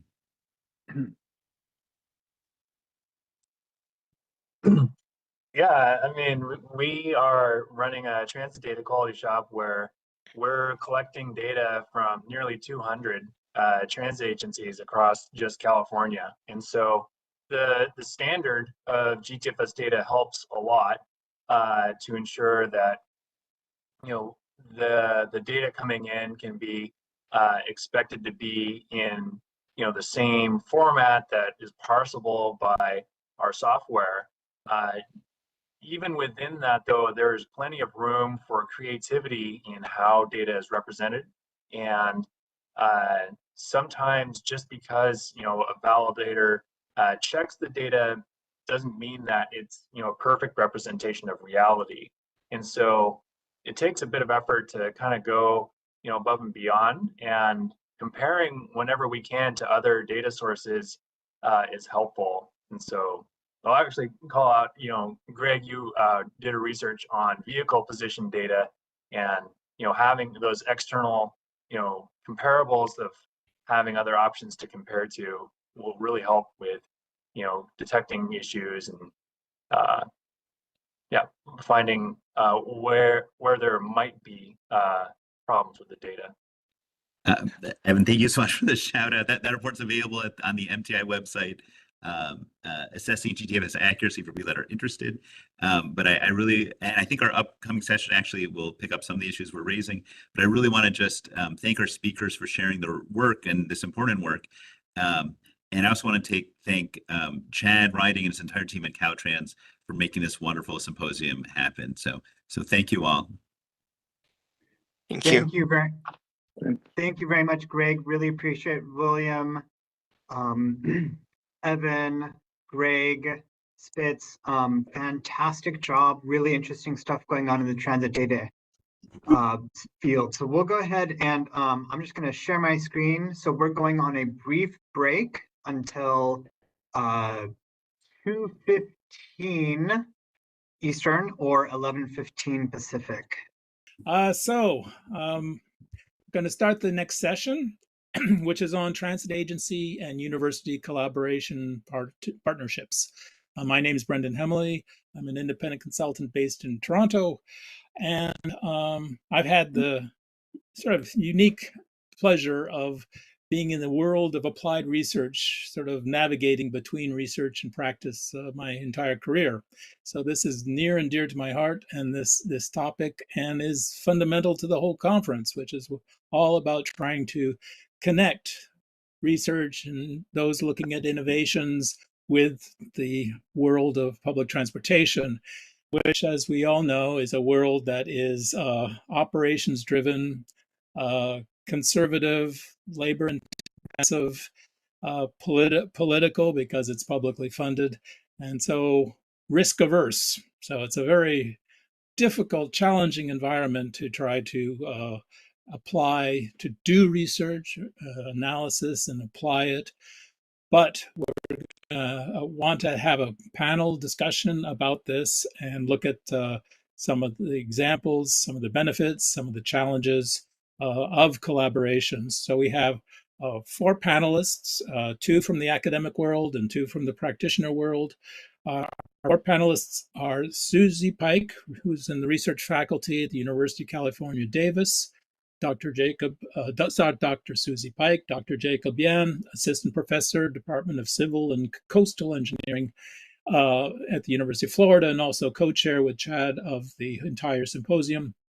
Gonzalo Rivero, who's director of the Data Lab at the Washington Metropolitan Area Transit Authority, WMATA, and John Levin, who's director of strategic initiatives at Metro Transit in Minneapolis. So we broke this down in sort of 3 segments. So the first one will be each of you taking a few minutes to discuss some examples of your own personal examples of involvement, of collaboration between academics and transit agencies. And we'll start with Susie to sort of give us a few examples from UC Davis. Hi, yeah, thank you so much, Brendan. Excited to be on this panel this morning. So I'll jump right in because I know we don't have much time. So I've had, a variety of different experiences working with transit agencies over the past several years since my work has been more focused on transit.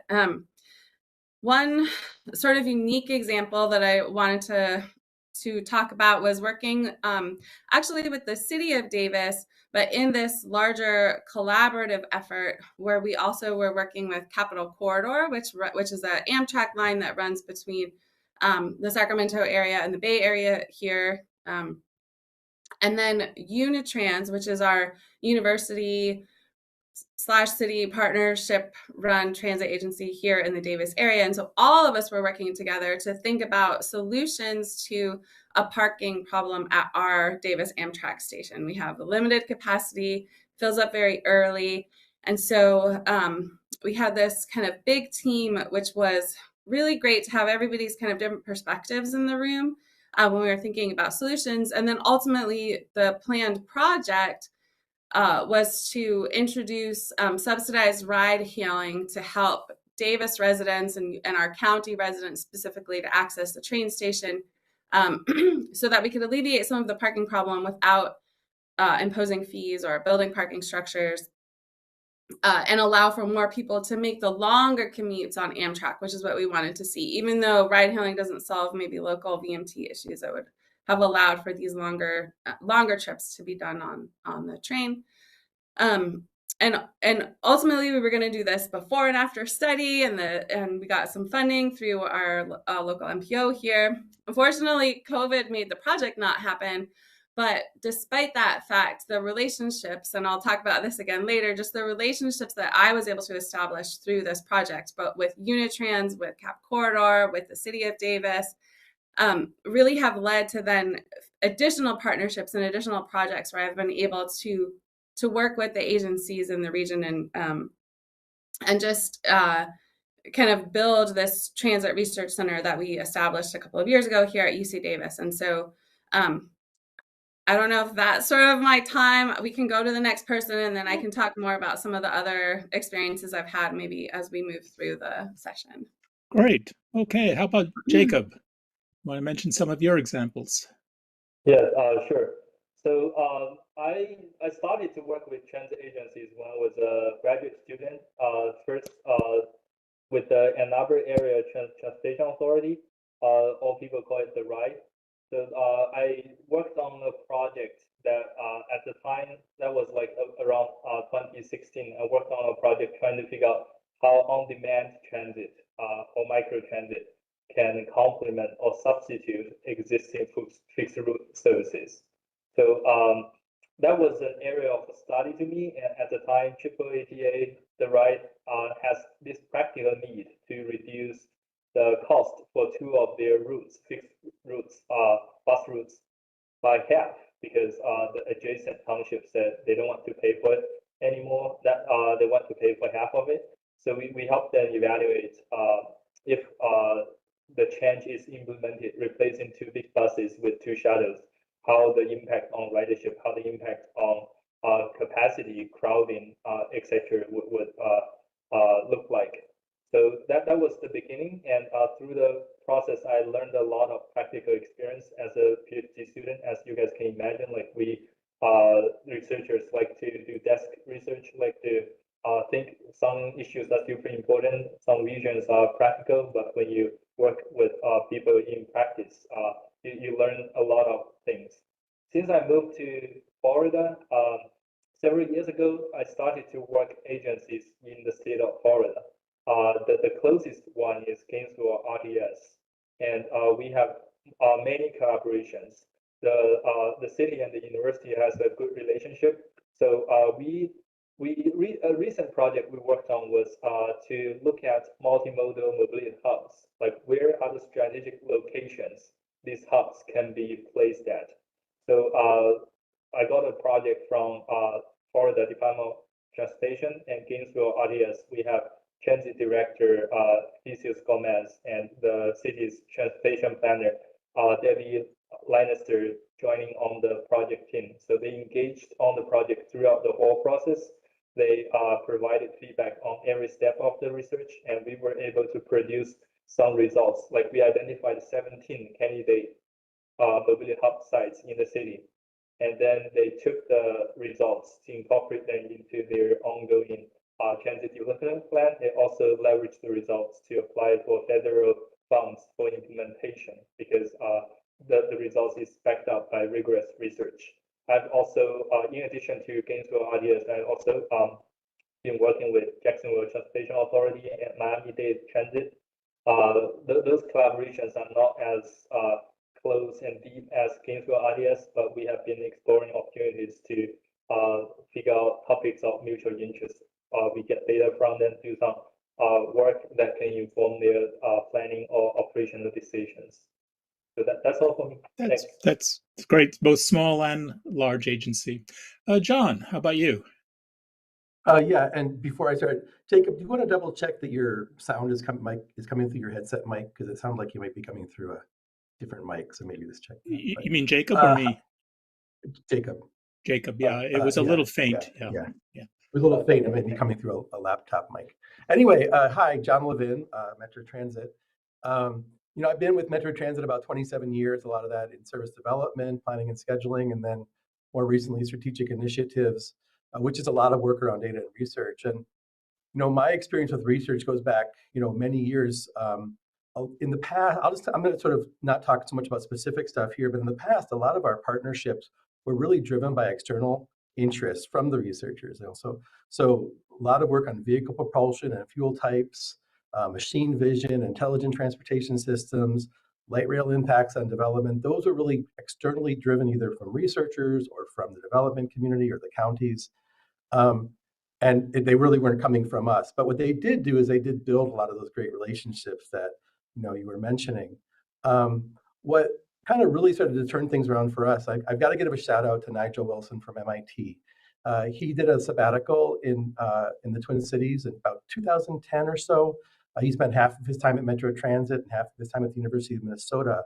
And I got to work a lot with him. And I learned so much about what was possible. It really opened my eyes, the possibility of a stronger university transit agency partnership, because we really had nothing formal at that point.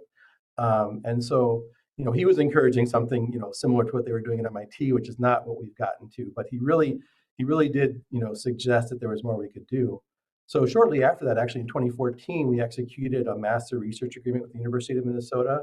And I'll talk more about that in a moment, but that really has been one way to spur closer collaboration between our agency and the university, which is, a very large institution in the region. But the other thing that, I'll just mention at this point is that we really have focused on is expanding the scope of our internships.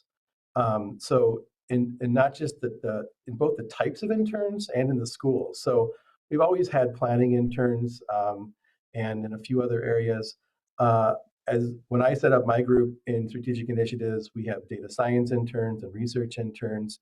And we weren't just bringing them from the University of Minnesota, we were bringing them from a lot of the other smaller colleges and universities in the area. And that really helped to then build some linkages between our organization and those schools and the professors at those schools, which has led to some additional research projects, more students being involved, but also larger projects. And then those students, of course, all come back later as employees. We have a really strong intern to a future employee pipeline here, and that brings really strong research and data science, folks back to the organization. So, what we've really seen is an evolution, again, from that externally pushed to sort of a better mix now between things that we're interested in and that we're sponsoring in research, as well as projects that are still coming at us from the outside. And we'll talk some more about those as we go forward. Oh, great. Gonzalo, it's sort of a segue into the WMATA's relationship with the academic world. No, exactly. And I wanted to second exactly what John was mentioning about the fact of this tension between internal and external driven research. And I wanted to talk a little bit more precisely about the efforts that we've taken in order to execute our internal research through a particular instrument, in our case, an academic partnership program that we have with MIT, which kind of solves the issue that John was referring to, which is something that predates me. It's an initiative that I think was started by my predecessor here, Mike Leichler, that I think everybody knows, which is a contract that we established with MIT. I think it's 10 years that we then extend year by year, which offers us access to PhD students and master students in order to execute on the research needs of WMATA. And it has been a fantastic instrument for us in order to not only execute that research, but also to help us identify our research needs by the very existence of this instrument. Having someone who can help you execute the research and can discuss with you your research needs, it also helps discover what it is that the agency should be thinking about beyond the day-to-day problems that affect you in the short term. So I wanted to talk a little bit about the process, because I think that this larger component of being a larger contract kind of adds a number of interesting nuances to how you manage research in a public research agency. So the process is, to a very large extent, something that was developed by someone working with me, Gabe Pincus. And it's very nicely structured in yearly cycles. We have an opportunity for research capture right at the beginning of the academic year, which is an opportunity for us, for my team, Data Lab at WMATA, to talk to other people around the agency to understand what it is that they need to be done. The situation that we want to avoid is one in which it is our interest, or it's only from our perspective that we execute research. We have a nice research capture process that encompasses a wide array of stakeholders, in which they just come talk to us, and we can offer them our insights as researchers about how to narrow the scope of the big problems that they have in mind into something that is actually actionable by researchers. And that also triggers a conversation with MIT in this case, in which we can establish a conversation between what we want to do, what are our needs, and the things on which they can help us, because they have the expertise, they have the resources, they have the capabilities in order to do that. And that's exactly what I was saying before, that it helped us also identify new research questions or new things that we didn't consider, just by having this extra partner that can think through the problem from outside of the needs and pressures of the short term, the things that we need for yesterday, typically. So it's a very nice process of research discovery that also allows us to engage some stakeholders. And we then keep them informed throughout the year through a number of processes, report outs in January and June, through project meetings throughout the year. But it's a very nice method also to bring a network of collaboration of people interested in research throughout the authority, which is to some extent not coordinated by MIT, but the fact that we have this instrument allows us to set a direction and a very nice method of coordination. It's a fairly unique framework to do such a comprehensive approach, but there's all sorts of different forms of partnership, and we've gotten into already some of the benefits in terms of the dialogue and the interns, and bringing, as Jacob sort of said, the practical analytical capability into planning. So it goes from short-term to longer-term perspectives. But Susie, you want to talk perhaps about some of the benefits that you've experienced? Yeah, sure. So as I said, I think one of the important outcomes of any of these collaborations is having these ongoing relationships. And so even that allows that even at the study outset or the initiation, we have a number of funding streams where part of the grant requirement is to have community partners or to have kind of practitioner partners. And so being able to reach out to people that we've partnered with or have these ongoing relationships and get their input and insight at the kind of project initiation stage or even at the proposal writing stage certainly adds to the relevance of the work that we're doing. And I think that's been touched on a little bit by some of the rest of the panel, but that improving the relevance for the agencies that we might work with, I think is one really important benefit. And then some of the other benefits, that go beyond even the specific project are our ability, I guess, in part, or even within the specific project, to kind of give back to the agencies as well that we work with by maybe having a data set, running a survey that they might not have otherwise done, and then being able to share that data back. And then, one of our partners here, the Sacramento Regional Transit District, will say, oh yeah, like it's great to have that specific statistic about how, this particular income group is using our microtransit service, which we wouldn't have maybe produced on our own with the data tools that they have, but being able to kind of give back that data for them.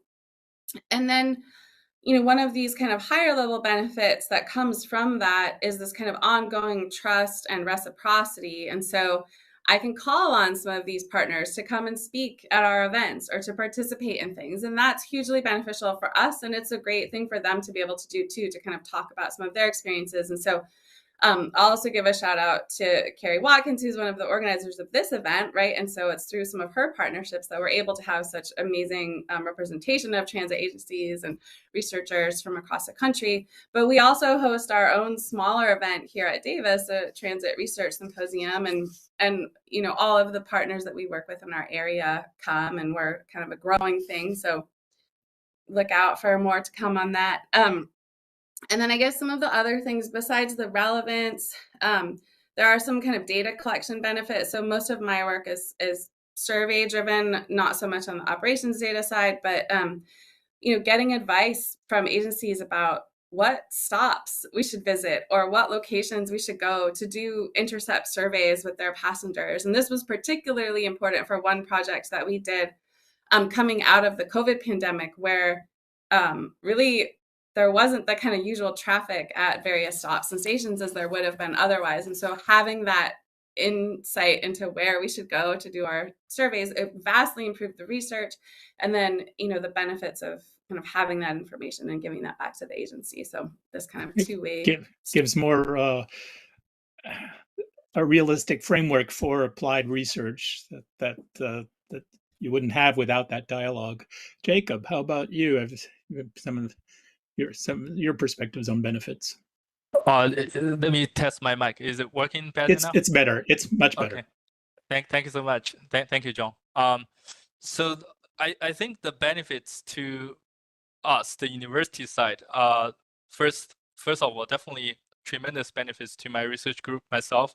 Like I mentioned, when I was a PhD student, I learned a lot. I still benefit tremendously from these collaborations. Like a lot of the times when we conceptualize our research projects, kind of thinking from the other side to Gonzalo's comment on like thinking about long-term research needs, like talking to you guys help me think what are meaningful topics for me to focus on, because I may have crazy ideas that end up being on a journal paper or something that nobody wants to read, and that's something I don't want.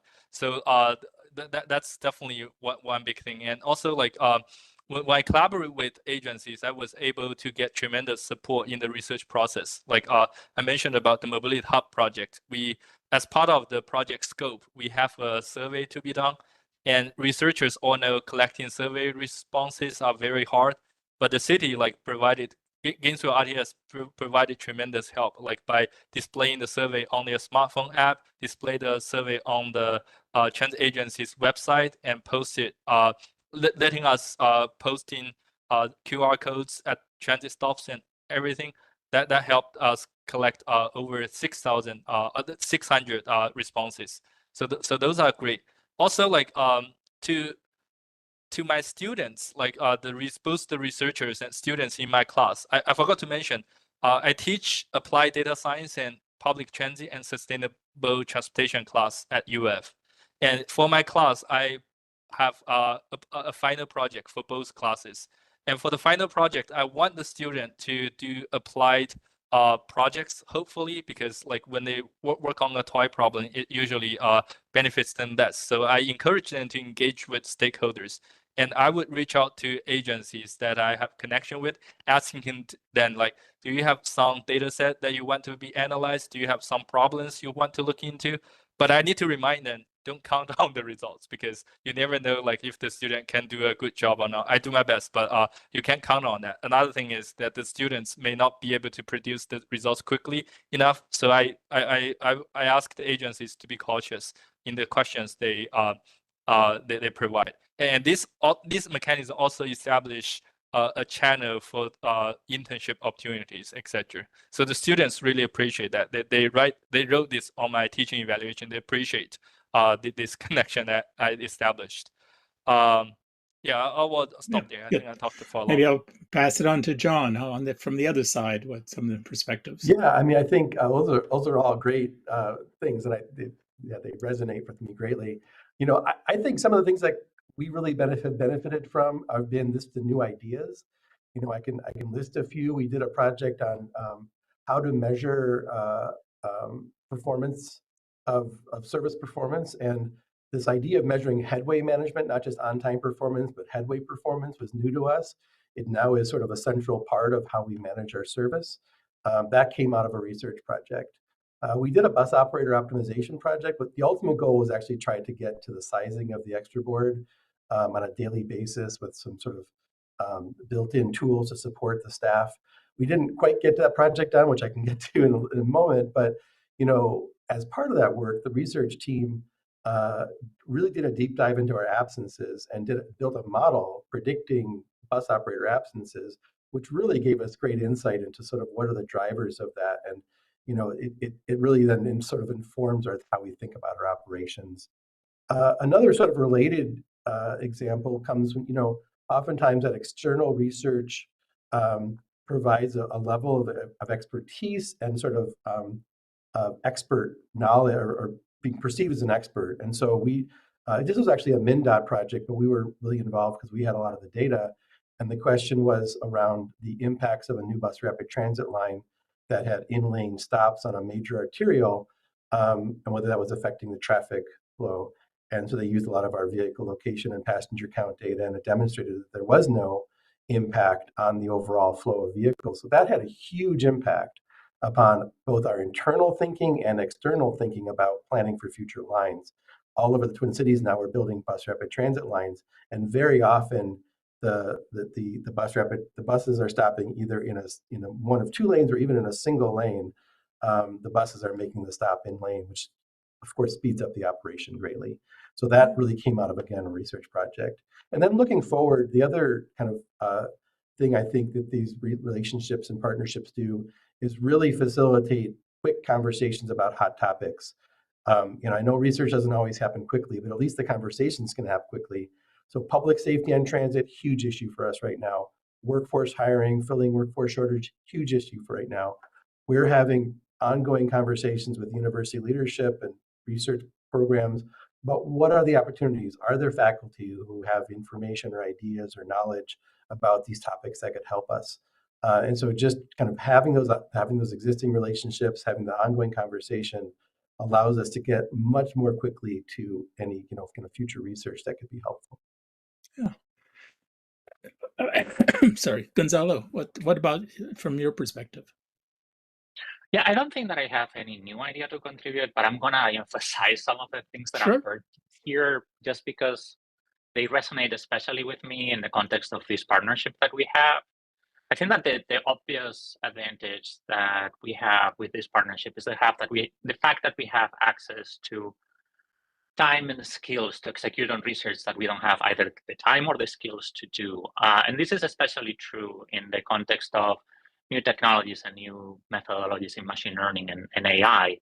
We have access to very smart people that have the time and the skills to think through those problems. And it's not so much to solve the problems for us, but to help us think through how AI, NLP, computer vision can be used and the risks that we need to consider when starting to deploy these types of applications in our systems.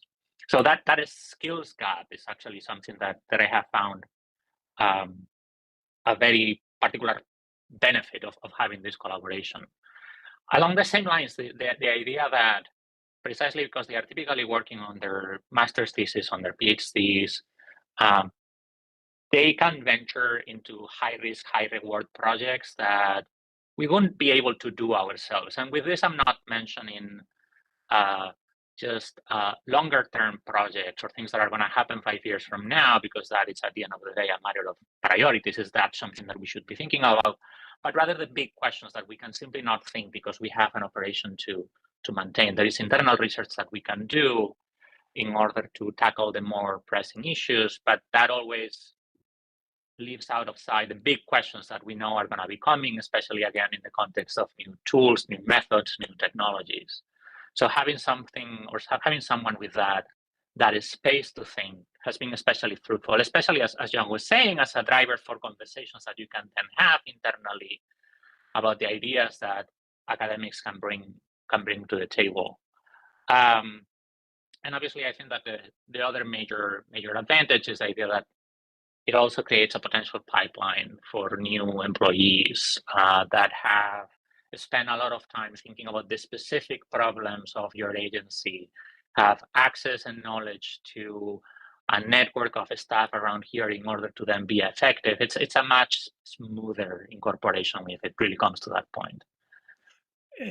Especially since in many cases there's a mismatch of understanding and language between the academic world and the practitioner world, especially because the academic world, I mean, to be honest, the promotional system is all based on publishing in papers that nobody else reads.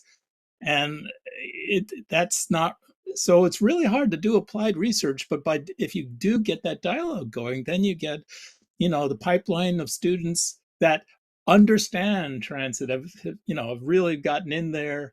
And so they're much better prepared than if they just come from a program where they're just looking at modeling in a very abstract context, and they may be specialists in methodologies and algorithms that are very, very unique, but they're not going to fit in very well in general. But there are other challenges. So let's go back to Susie. Any thoughts on challenges you want to bring forward?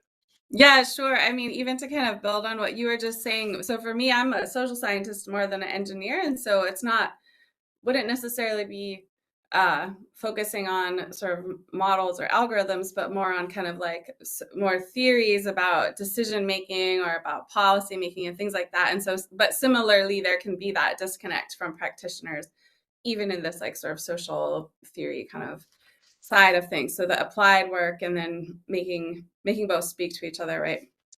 But we were moving into the challenges, right? So those are still some of the benefits. But I think some of the things that I've encountered, maybe there are two things that were particularly salient as challenges. One, of course, is time, right? We talked about just now how academics are, we're often working towards publications, and we're not necessarily paid directly to do publications. And so having the time to, work on all the things that we're working on within the university, but then also to establish partnerships and maintain those relationships. I think just because the relationship as an ongoing thing is so important, having the time to do that can be critical, and we may or may not always have that. And then I guess there are two other things. So the first is that, at least where I live, we don't have so many large agencies, right? Our sort of larger agency in the region is Sacramento Regional Transit, but, kind of looking across the country, they're probably more of a medium to large sized agency. And so the availability of funding to support something, like these on-call researchers that some of you guys at the larger agencies are able to do is not as possible. And so we've been really lucky to have the involvement of the California Department of Transportation, right, and Caltrans kind of as a source of funding for some of these projects where we partner. And so it's a little bit of a different model, but that has been extremely important because we do have this challenge of some of the agencies in our area being small and not having a lot of available funds to support research. So that is one challenge, maybe not with the projects themselves, but with sort of like the goals of having these kind of collaborations and partnerships. And then just maybe one last comment. We did have a project where there maybe was a difference in maybe the timing or the expectation around when we would be seeking input from a project partner. And so we had a little bit of ruffled feathers around maybe not seeking input at a particular stage in the research where we were finalizing a survey to have it go out, and then the survey was launched, but there were still maybe some questions on the agency side. And so just maybe the lesson there is to really establish kind of expectations about timing of input and things like that, so that there isn't that kind of miscommunication or missed opportunity really from getting that input. Yeah, good. Jacob? Yeah, to me, I think like I echo what Susie just said regarding the mismatch between what the practical needs are, what other research needs are versus what's publishable. Like sometimes I ask transit agency, what are your research needs? They give me 5 ideas and I can only pick maybe one of them. The other 4, I can see those are very important for them to figure out, but I also need to evaluate if I do this, can I publish something out of it? Because I face the pressure from the university, right? The other thing I think is the staff time from the agency aspect. Like I myself constantly have research ideas and I want to engage staff onto the project, but that means like I need their time to get the data for me, need their time to get feedback. And I know there's a lot already on the staff's plate, especially like during times, COVID times, when there are so many changes. So maybe big agencies has more staff resources, but many Florida agencies, I know, especially like Gainesville, RTS, don't have the resources, but they were committed. So I really appreciate that. I guess like related to that, a key thing is gaining trust. I realized it has been pretty challenging to gain trust from different agencies. I have been doing that slowly by demonstrating that I'm a person that can understand what agency needs. And I have heard people telling me that there are so many different researchers coming here asking for data or a support letter, and after that you never hear back from them. And so by listening to that, I realized, well, actually we need to do a better job to gain that trust and develop long-term relationships by understanding what agencies need to deal with and how our work can really help them. So yeah, I guess that's all. That's an excellent point. And there's limited bandwidth energy in transit agencies, and I tell my academic colleagues there's no such thing as free data. I mean, even if the technologies are creating data, the time spent to clean it up and put it in a format that you can use so that they feel comfortable exporting, there's, that's one thing. But another one is procurement, and whether how you treat the consultants versus academics. Lots of agencies do not make any distinction at all. But I know this is something John has dealt with, so you could talk about that. Yeah, I mean, I think there really are high barriers to sponsored research. The funding is certainly one. We don't have dedicated funding. The contracting is really a challenge. The terms are a challenge. There's the lack of, and those problems specifically we really have overcome with this master agreement. There's no funding for the master agreement. It's just a vehicle to do a project, and we can do a work order contract now under that master agreement and get it done. Like if the scope is written, a week or two, we can have a work order contract signed, because nobody's arguing about indemnification and intellectual property and all that stuff. It's all been worked out. And so that really has sped up projects. And sometimes, just the many times it's like, oh, let's do a project. Oh, well, that's just going to take us 6 months to get started. Okay, never mind. Like we don't do it just because of the time. It's not just like the time. I will say that sort of that lack, we've talked about this already, but that lack of, the lack of understanding or different interests, different objectives between agencies, staff, and researchers, different senses of timelines, in a research context, an 18-month project and another 6 to 12 months to publish the results, before they can go public. That's just too long when an agency is looking for solutions to a problem right now. And those are still, I think, really difficult tasks to overcome. That I think just require finding the right projects. Not every project's going to be a great project. I will say just a couple other quick things. One of the side benefits of our master agreement has been around not public data. Minnesota Government Data Practices Act is very specific about use of private data. There's specific language in law about fare card transactions and that they are private data on individuals. So the mechanism for us to share that data with the university is through our master research agreement. So we do $0 contracts just to allow us to give the university data with a specific research topic in mind. And they come back and do the research, provide us the results, but they're also using that as their part of their, whatever the broader research is that they're doing. So that's been another benefit of having a master agreement, is facilitating data sharing. I will say though that data sharing is really a problem, really a challenge. Providing quality relevant data is difficult. A lot of times by the time we've pulled data and clean data, the actual analysis is not the hard part, but especially around the operations data, I'll say that's true. And then there's one more comment. We talked a little bit about, that checking in. We have had problems with researchers who have kind of written up results and then not checked in with us, like not reviewed those with us. And we look at that, we go, you've interpreted this completely wrong. You didn't understand a key element of what our operation that made you misinterpret. So we've really worked hard to say, you have to check in with us on your results. We're not going to change it, but we're going to tell you if something looks wrong.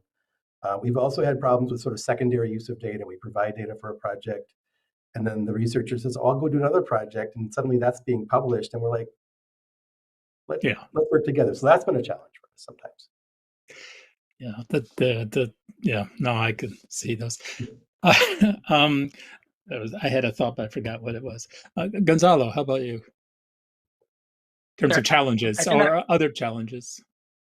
Yeah, I think that I'm going to double down on some of the ideas that have already been mentioned, because I think that they are particularly relevant from my perspective. One is we have a lot of research needs, but not all of the research needs that's suitable for a collaboration with academic partners, just because of the timeline, because of the incentives, but more generally, because maybe at the end of the day, what you want is a product or a tool to be incorporated into your system, and an academic collaboration is maybe not the best instrument to achieve that. If you want a tool that produces a prediction or that connects with your infrastructure, academics might not be the best people to write an application level code. So it has taken us a little bit of effort to identify what are the right projects that are suitable for academics to undertake. And on that line, kind of building on something that several people have already said before, this idea of what is the optimal level of management, if you will, with the students and the advisors. In our case, these are people who are working towards their thesis and dissertations. We have needs that align with them, but that doesn't mean that we are going to be in a position in which we can tell them, oh, you need to explore this or you need to explore that. We need to find a good collaboration with their advisors so that our research needs are met, and at the same time, they also can make contribution towards their degrees. So finding a good space in that collaboration, I think that in my mind, it's mostly making sure that you are on the same page at the beginning of the research through a project charter of the same kind that, as mentioned before, Gabe Kinko's set out for us, is very helpful in setting up clear expectations, but also keeping in mind that alongside the project, you also want to have methods to make sure that you set up direction so that the product that comes out of the research is eventually useful for you. No, those are all good points. And the having that framework, whether it's sort of procurement framework or a much more comprehensive one like the WMATA one, I've been helping with local University of Toronto, and even when a municipality that had never worked with research, even when the staff wanted to work, between the procurement offices, the lawyers, the IP offices of the university, the bureaucracy of the university. It took 2 years to get to a project, to get it going. And that just, but once you have the framework, it really helps a lot. So we got very few minutes, but is there any sort of last words or positive? I think this has been very positive. I think it's sounding like you all agree that there's, multiple benefits, even if there are challenges on both sides. But Susie, why don't you start? Yeah, I mean, I think I would just reiterate what I've said about kind of maintaining relationships, and really that is kind of the suggestion or the advice. And then, some of the maybe specific components of that are really listening to the practitioners that, on the university side that you're working with, really listening, and also making it reciprocal, right? So giving back things like I mentioned, the survey data, speaking opportunities when they can come up. And then there was one other kind of thing that I was going to mention about on that level, but now I lost it. But really just that thing of maintaining relationships. And I guess maybe the one last thing that I was going to mention is that, our friend really at Sac Regional Transit, they do these transit happy hours. And that is just like one of these fantastic ways to sort of maintain engagement, talk kind of informally about various issues or topics that might be relevant to the research or to them. And so having those venues has been great, as well as the sort of more formal collaborations and events and things. I hadn't heard about that. We've mentioned research days, we've mentioned internships. Nobody mentioned design classes, sort of where the project, you get a bunch of students to do a market research project or an engineering planning analysis or so forth. But anyway, Jacob, a few last words. Yeah, three quick things I would say. Like, first of all, for transit professionals, I hope that those who are attending the section would see the value of university researchers bring to the table. I think this a lot of the places, the awareness should be raised up.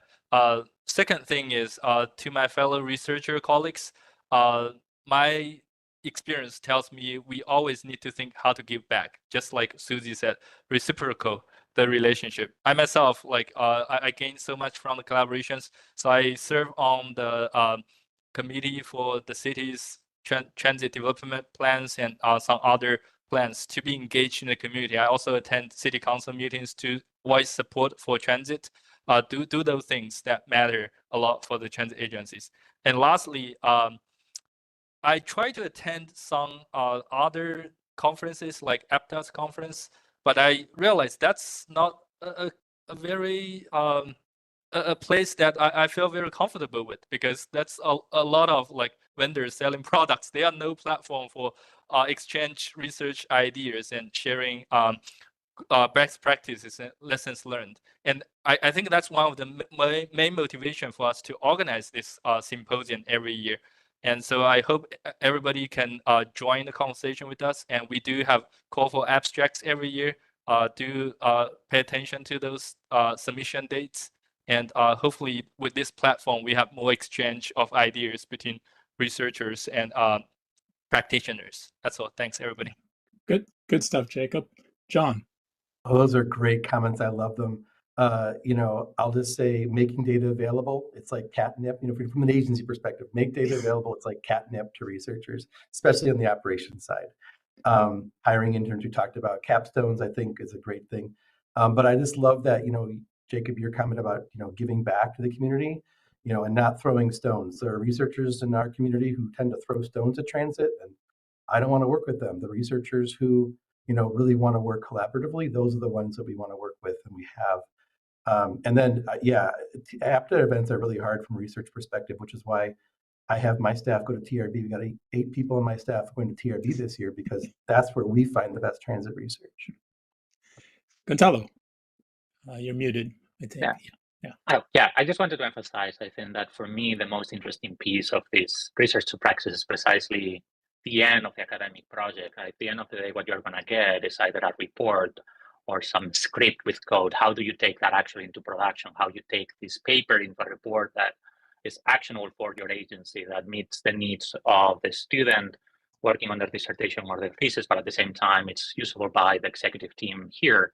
Or if it's a script, how do you take that and then productionize it into something that you can incorporate into the system? So I would encourage people to think that doing the research and the end of the research as an academic object is relevant, but you need to think as a transit agency into how you take the next step, the actual incorporation, to make it more usable and actionable. No, that's good. I was going to do a plug for TRB too, because I've been involved with TRB all my life, but that I hope the people attending saw the benefits both in the short term for providing analytics capability, but also opening up the longer term thoughts. I mean, it's very hard for transit agencies to think about the long term, and this is one way that encourages that. So I wish we had another hour to talk about all this. We could go on and on and on, but I hope it gave everybody a little flavor of what the benefits are of collaboration and why we need more research to practice in the transit industry. So thank you all for attending, and I'll pass it back to Chad. Thank you very much, John, Susie, Jacob, Gonzalo, and Brendan. Really appreciate your being here. Really appreciate your insights. Fantastic session about partnerships between universities and transit agencies. We will now go on a break for 15 minutes. When we will return, we'll have a session about transit-oriented developments, transit-oriented communities. So again, thank you very much. Bye. Thanks. Bye, everybody. Thank you. Bye. Thanks. Bye. So, hi, John. Hi, how's it going?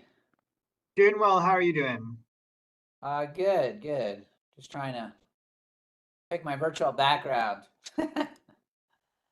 Yeah, for some reason, oh, okay, so that's why. I was like, you're not showing up, but maybe it's because I think when you choose your background, there we go. There you go. Now you show up. Yeah. Fantastic.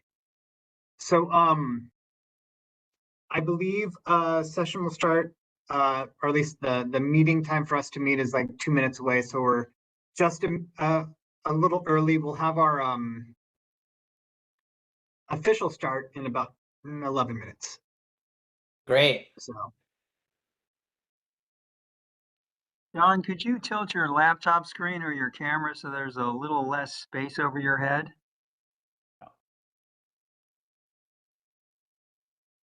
Is that better? A little more, please.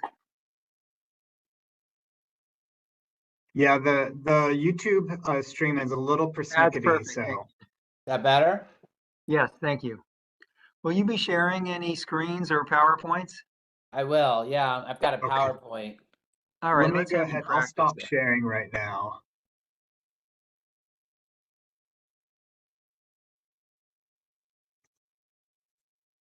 Okay, so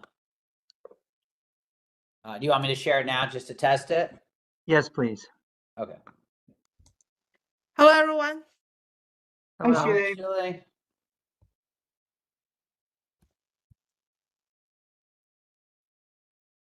Okay. Okay, and then go into slideshow mode. That work? Go. Yes. Now advance a few slides, please. Perfect. Are there any videos or audio in this? No. All right, that's good. And then when you're finished with your presentation, go ahead and stop sharing. All right. So I think we're just waiting for Shonda. Hi, Shirley. Hi, John. How are you? Good. How are you? Good. We are very happy to have you here. Oh, thank you. Thanks for inviting me. So, I think you're gonna go first, right, John? Let me see. I forget, but I'm happy to do whatever.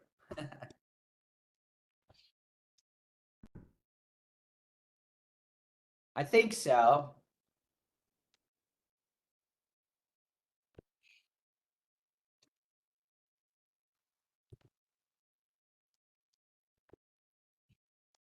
And yeah, Shonda sent me her her slide deck as a backup in case there are any technical difficulties.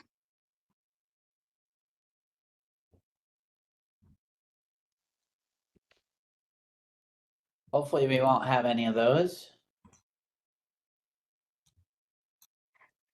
Yeah, I think I was kicked off the live stream earlier, but Dr. Handy was speaking, so it wasn't. Well, sorry, I was kicked off the meeting, but because Jim here was the host, I was able to go right back in, so we didn't have any interruptions. Oh, okay. Yeah.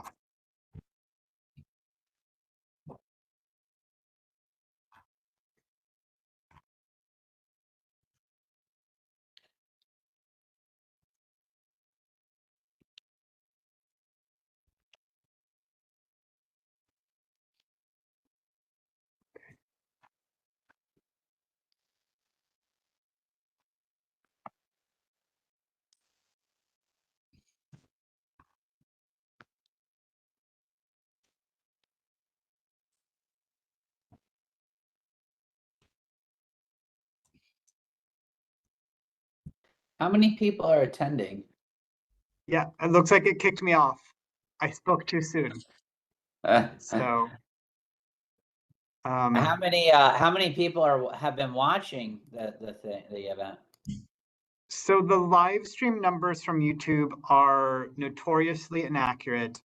The first day we had just under 300 people who viewed. Now it's the views throughout the day. Total video views. We don't know like how many people are currently watching, again, because the people viewing is not accurate. Second day we had 270 people viewing, or at least 270 views. So usually it drops off a little. I would say at the end of the day, my goal is to have somewhere around 225 people. Unclear how many people are actually currently watching, because that could be people who drop off and drop back on. So, but for a fairly niche topic, research to practice for transit, I think that's pretty good numbers. Yeah, and where is it on YouTube? Let me go ahead and send that to you. We'll have all of the links on the website, but let me go ahead. I just sent that to another presenter, so I'll forward that to your email. Oh, thank you. Is your fau.edu email the best, or is it still your Google, or? Yeah, no, my FAU is perfect. Okay. I'll send that right away.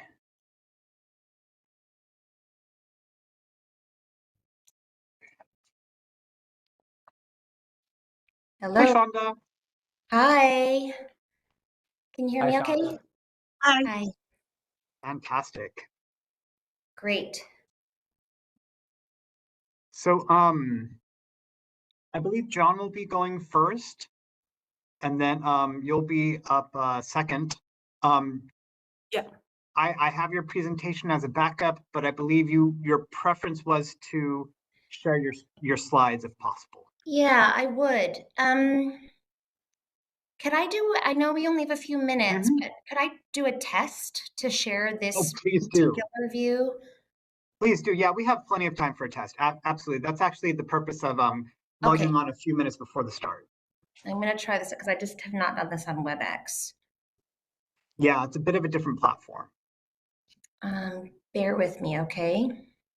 Mm-hmm.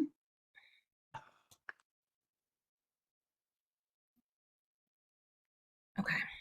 I was also on a plane last night, Shonda. Where were you? Were you coming from Impact by any chance? From Philadelphia? No, Impact that's New Revolution. Yes, it's a TOD Yeah, focus. Yeah.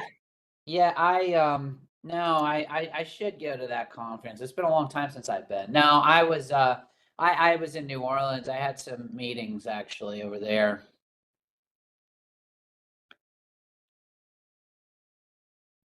Okay, here, just 1 second.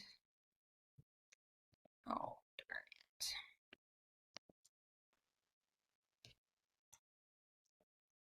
Okay, let me come back to you. My apologies, it kicked me off again. Fortunately, during the presentation, I'm not really doing anything. I'm mostly just hanging out in the background. So,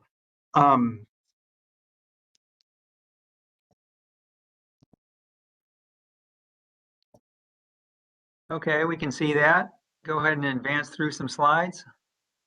Yeah, the trick is I want to also see my speaking notes without you all seeing it. Right now, we just see your slide. That's good. Okay, that's good. It's going through. Are there any videos or audio clips in this presentation? This is the only slight animation. Otherwise, it stops on a very unflattering picture of my office manager and he'll kill me. Are you seeing an animation here? We're seeing a series of people's pictures cycle through. Yep. And then there's no other animation. It's just straight on graphics and slides. Okay, very good. That's all working. Okay. And the font's okay here? Yeah. So it looks a little funny on my screen. It's good.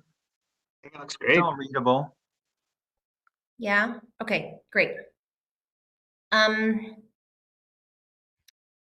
so here's a question. I'm going to stop sharing. Oh goodness. When we switch between us, does everybody have to bear witness to us changing over? It's not too bad. It's a pretty quick process. But I understand the reticence. So basically, John Okay. will stop, and then you'll just share, and it's gone pretty smoothly, I think. Okay, good. Good. So it sounds like it's been a good day so far. Absolutely, yeah. We started off with a really interesting conversation with Susan Handy about her book on transportation policy and changes. Then we had a good session on data quality, and then followed by a panel discussion by Brendan Hemley about university and transit agency partnerships.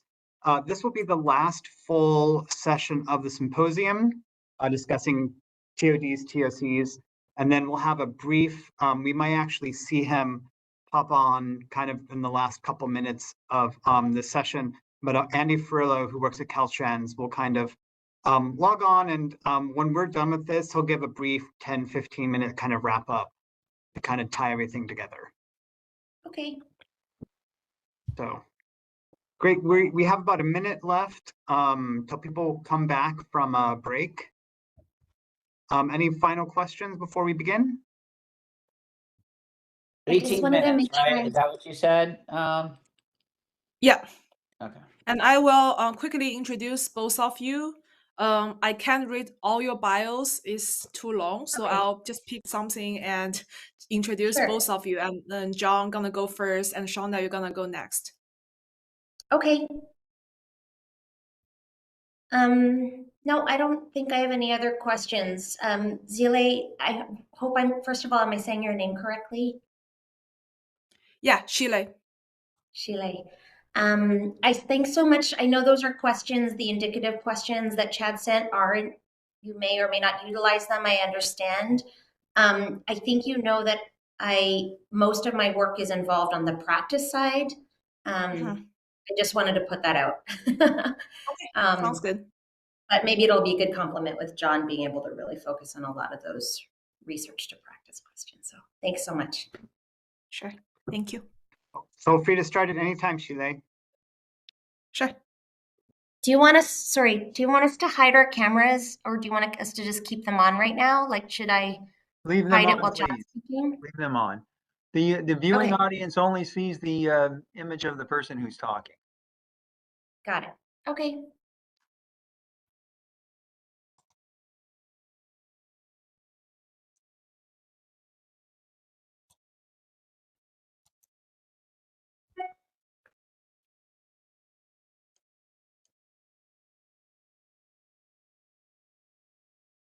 You can go anytime, Shile. Okay, sounds good. Good afternoon, everyone. Thank you so much for coming to our session, transit-oriented development and transit-oriented communities. I'm Shilei Zhao. I'm an assistant professor in civil and coastal engineering at the University of Florida. I will be the moderator for today's session. So in our session today, we will have two great speakers, including Dr. John Rennie and Shonda Wang. So Dr. John Rennie is the director for the Center for Urban and Environmental Solutions and a professor in the Department of Urban and Regional Planning at the Florida Atlantic University.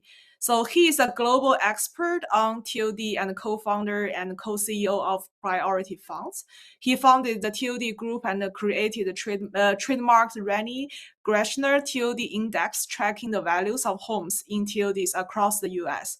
So in January 2025, Dr. Rennie will join Tulane University as a professor and the director of the Real Estate Development Program in the School of Architecture. Our second speaker is Shonda Wang, who is the principal of SVN Architects and Planners. So she has more than 30 years of experience in community development and large-scale urban regeneration projects. As principal at SVN, Shonda leads the Vancouver Design Studio. Since joining the firm in 2012,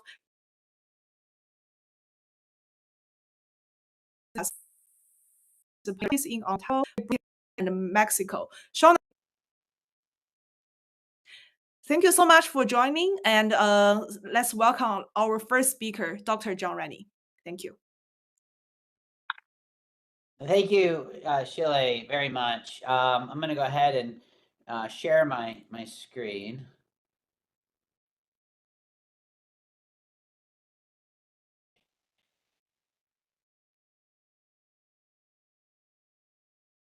Okay, so thank you so much. Last year, I was fortunate to do a sabbatical over in the UK and in Europe. I spent a month in Paris and also spent some time in South France and Barcelona, and then I wrapped up with about a month and a half in England at the University of Oxford. And so I actually put all this together into a TED Talk, and I'm also working on a book right now that looks at green transit-oriented development. And so a lot of the lessons, that I learned in kind of being over there, obviously lessons that I've seen throughout my career. I've been working on TOD projects since the mid to late 1990s. We're really seeing it come into, a mainstream development, which around the world, in the US. So what I want to do is just talk a little bit about kind of my work and in practice, and then shift into some of the research that I've done. So in practice, I worked on this project in Denver, Colorado. It was a 21-acre site that I led the acquisition and entitlement and zoning. We created this development site called the Clear Creek Transit Village. And it was a very eye-opening project for me because, I had done a lot of research, but I also, having to really implement this in the real world, really taught me the importance of connecting research to practice. And this site is now, under construction, and the idea is to create a mixed-use transit-oriented development, which is located just about a 10-minute ride from the Clear Creek Federal Station along Federal Boulevard in the kind of northwestern Denver area, down connecting it down to Union Station. We sold that site in 2020, and then I co-founded and launched Priority Funds. And so Priority Funds focuses on investing in transit-oriented communities around the country.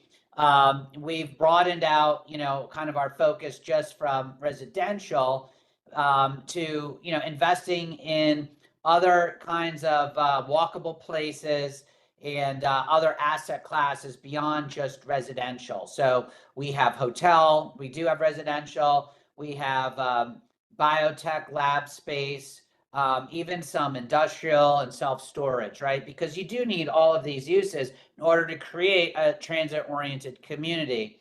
And so this was launched a few years ago, and we have about 20 investments across the U.S., and we assembled that from looking at hundreds of different investment opportunities to identify these particular transit-oriented, walkable type communities.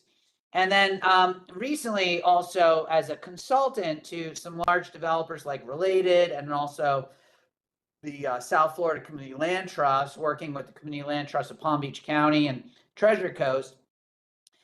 They received a Pro Neighborhoods grant from JP Morgan Chase to build affordable and resilient housing in transit-oriented neighborhoods in South Florida. So I've been working with them, directing them, and kind of evaluating that as well.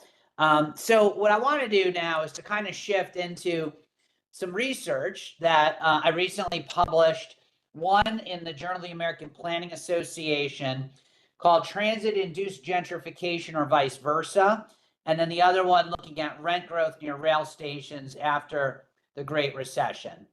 Both of these studies are national, and they draw from the ideas of like what is happening around our rail stations, particularly in our transit-oriented development, our transit-oriented communities. A lot of people have gotten the idea through a fair amount of research that we build a train station and it ultimately results potentially in increased land values and potentially gentrification. And while there is truth to that, what we're starting to find out is that the factors that lead to this kind of enhanced investment in real estate, which drives up rents and home values, a lot of this actually is happening well before train stations are even built. So the fact that these train stations are actually being proposed and planned for and built in particular neighborhoods is a fact that these areas are showing signs of investment and potentially gentrification, in many cases a decade or longer before the station even opens. And that's what the article Transit-Induced Gentrification or Vice Versa looks at. And so I'm going to talk a little bit about that, and then we'll also look at the rent growth near the rail stations. In this particular study, what we found, I mixed it up. This is the rent growth near the rail station. So what we found is that, and I'm sorry, somehow this slide got a little bit mixed up, but we found is that from the starting of the study period of 2012 to 2016, rent prices had increased quite significantly in transit-oriented developments, and less so in transit-adjacent developments. And a transit-adjacent development is basically an area around a train station that is not very walkable. It's not very, it's not oriented to the development. It's basically a kind of a suburban, auto-dependent place. And I'm sorry, I don't know what happened here with my slide, but the chart here shows us that in looking at some different types of regression modeling and some more advanced types of statistical models, in this case, it's called a hierarchical spatial model. What we found is that there are certain things that drive rent prices to increase faster than others. The number one factor that really drives rent prices, in a lot of these cases, is obviously income, right? The more money people have, the more we're going to see rent growth, okay? But pretty significant in terms of our built environment variables, right, which is what planners and developers and folks that work for transit agencies have control over, is walkability, right? So when you create a walkable community, according to the models that we see here, you know, and we measure walk score in different ways, but if you look at, like, say, walk score, for example, it has a pretty significant and sizable impact, right, on the rent prices. And so, of course, proximity to the downtown is another major one. And the reason why I show negative is the further you go away from the downtown, the less, you know, the lower the prices get. So, you know, because limited time, I'm going to kind of keep moving, but we looked at all these different variables here: demographic variables, built environment variables, geographic variables like distance to the station, distance to downtown, right? And we found, you know, that median income, Black communities showed negative, a negative sign on rent growth variables. So that's kind of interesting. What does that mean, right? What it says is that rents are not increasing as quickly in African American neighborhoods. Is that a good thing or a bad thing? Well, it probably means less gentrification. But then if you look at the other side of the coin of gentrification, of economic investment, it also means potentially less economic investment. So, you know, I think that the context really is important to dissect what that particular finding particularly means. And I already kind of mentioned the other thing with regards to distance to downtown and walkability, and miles is the distance from to the train station. And so what we found was that previous studies measured gentrification in a very short time scale, basically from when the station announcement happens and then looking forward afterwards. Ours was one of the first studies that looked earlier than the station announcement and used data going back to the 70s and 80s, when these were stations that all, light rail stations that all opened in the 1990s. And we looked at these stations in these seven different regions around the country. So, you know, it was a fairly robust sample size, and certainly a pretty long longitudinal study. Now, in the paper that this is the transit-induced gentrification paper in the Journal of American Planning Association. What we found here, this kind of shows a table of the data, but let me show you the graph. What we found here was that the change in white residents was quite high. So we went from a decreasing population in these station areas to an actually increasing population somewhere between the year 2000 and 2010, whereas the percent of the population growth for the Black population was declining, both in the census tracts as well as the control tracts.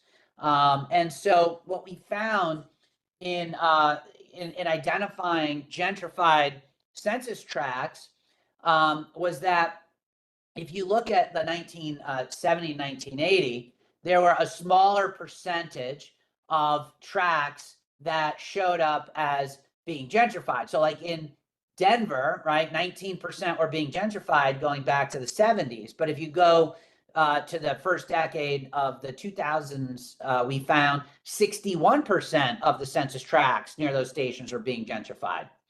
And so we also looked at whether stations met a criteria of being a transit-oriented development versus a transit-adjacent development. Again, transit-adjacent development, TADs are kind of like suburban auto-dependent places, and then hybrids are the places that are a bit in the middle. And what we found is that the first decade of the 2000s, we see a higher percentage of census tracts in TODs being gentrified compared to hybrids and compared to transit adjacent developments. When we look at an index of gentrification, we find that, it's highly correlated mostly with walkability, and then also a bit with the mix of land uses and with density. And so to kind of wrap this all up, so you don't have a lot of time here, what we found in this research is that rail increases land values. We find that transit-oriented developments are associated with sustainable travel outcomes and other positive environmental economic benefits, right? That wasn't from this particular study, but from other research I've done on this topic. We find that gentrification is happening, but when does it start? We don't believe that it starts after the station is built. We believe that there is a phenomenon of gentrification happening, which not only drives house values and land values, it also actually drives the transit agencies and the politicians to push station locations in these places to begin with. Then that gentrification begins to accelerate, and when the station opens, it accelerates even faster. And that's an important theoretical difference from a lot of the previous literature on this particular topic. And then, this raises some important questions, which is, what can we do to better coordinate housing and transportation policy? Coming from some of the work I've done with the Community Land Trust in Miami, as well as some of the stuff that we've invested in through priority funds and the TOD group in the past, what we find is one of the best ways, in my opinion, in order to improve housing affordability is not necessarily just with subsidies, because there's really not enough housing subsidies to really solve the affordable housing problem. Although, of course, directing housing subsidies to transit station areas, which is what California does fairly well, better than most other states, is a good thing. But density is really important, right? If you promote density, what you do is you reduce the cost of the per unit land. And what's increasing, and other research has found recently, is that it's the land value increases that are really the problem. So if you have an acre of land that increases, let's say 300% over a decade, that could be mitigated by allowing a higher level of density to be built on that. Because if you took, for example, $1 million an acre and divided that by 300 units, it's a lot cheaper than if you were to divide it, by 30 units, right? And so to address these increasing land values and to combat affordability, increasing the density is really important. And that drives public transit ridership and has a lot of other benefits. So with that, I'm going to kind of wrap up and just, if you want more information, you can reach out to me. I have a website, my center that I'm directing at FAU. You can look at their website, Priority Funds website, and then Tulane University. I'll be overseeing the real estate development program there. So thank you so much, Shile, and I'll stop sharing right now. Thank you so much, John. What a great presentation. So we will save all the questions to the end. So let's welcome our second speaker, Shonda. Thanks, Shile. I'm just going to take a minute here to share screen. Bear with me.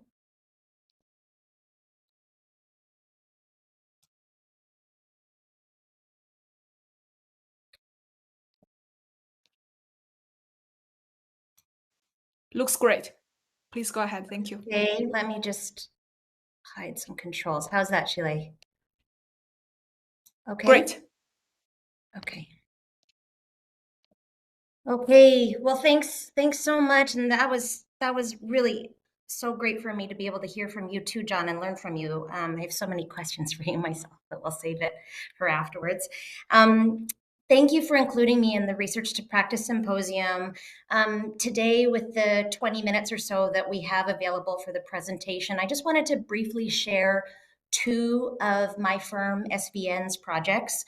One is theoretical, one is actual and very real, just to demonstrate how we've utilized research ourselves in our work, specifically research on how to best optimize TOD, and then applied this directly in the context of one of the largest subway expansion projects that's taking place in North America today. Just a few very brief slides to put some context to the firm that I lead. I'm one of the leaders of. It's called SVN, and we've been in practice as architects and planners for over 40 years, working in lots of places around the world. We are headquartered in Toronto. We also have studios in Vancouver, where I'm joining you from today, and also in Mexico City. And we're really an integrated design studio where we have all kinds of designers working together on multidisciplinary projects. In fact, most of our projects are full scope with all of these disciplines involved. And within the project work that we do, we're really trying to focus on examining how we can tackle what we think are the most critical urban issues of our time, and then thinking beyond and acting beyond the bounds of our disciplines to achieve some kind of different results in the design space. And we're working on all kinds of different types of projects there that you just saw a flash of. At the heart of it, we're really a regenerative practice, which just simply put means everything that we do, we aim to make life better for all living things. We have a big focus on housing, big focus on mobility and transport within our firm, and bringing these two aspects together. And in terms of transportation, we're really planning and designing and building for transit at all scales. So that means large scale regions and transit corridors, and the city spaces around them, multimodal hubs, stations, streets, plazas. So the first project, again, a theoretical exercise, it's called Greenwood Yards. And in our work, we really started with the question of what if. So we know that TOD is not a new approach to city building. It's been a concept that's been applied in urban design and planning for decades, many, many years. But what we're finding is that there's only really just a few examples where the development potential of the actual transit stations is integrated and factored into the equation of the full built environment, and almost no examples where they're factored in at scale. So by limiting the solutions to what we traditionally understand as TODs, we know that we're preventing our ability to foster complete communities that really strike a balance between private and public priorities. We also know, and we're learning every day, that the air rights of future and existing transit stations hold exponential potential and opportunity to deliver more housing, but also offset costs, attract key partners, and yet still these opportunities are largely missed. So here on the screen, you're seeing an image of Greenwood Yards. This project and this research project within SVN was really trying to respond to an urgent need for the city of Toronto in this case, but I will also say applicable to so many cities around the world, to rethink the process of suburban expansion that we know now is economically unsustainable and certainly heavily reliant on fossil fuel generic intensification. So this is a 37-acre site. You can see that it's surrounded by neighborhood, and it's called the Greenwood Coxwell neighborhood in Toronto. It's traditionally been used as a back of house space for the city. Historically, it was a creek, but it became a brickyard in the 19th century, and that's brickyard serviced the city's development. By the 1930s, it became a garbage dump. And then since the 1960s, it has been and still is actively operating as a rail yard servicing streetcars and subways for the Toronto Transit Commission. This is what we want to be able to do. with it. And I'll just peel that back a bit to say that this project is really a prototype for city making formulated by the organizing principles of not only transit-oriented communities, but also circular economies, technological and design innovation, and urban solidarity. And so we introduced a mixed-use program comprised of the following 5 elements: a campus with educational and research facilities, an industrial zone with fabrication spaces, residential neighborhoods with community facilities, office and commercial spaces. And fundamental to this as well is a reintroduction of nature with agriculture, microforests, on-site waste treatment, et cetera. All of these things that are important in our livable cities. 2 existing transportation nodes form the basis for the project. And then in our theoretical exercise, we introduced a new regional commuter train station that would link this new neighborhood with the surrounding fabric and really just improve service by existing local public transit, reducing the emphasis on the automobile as the primary mode of transportation like it is today.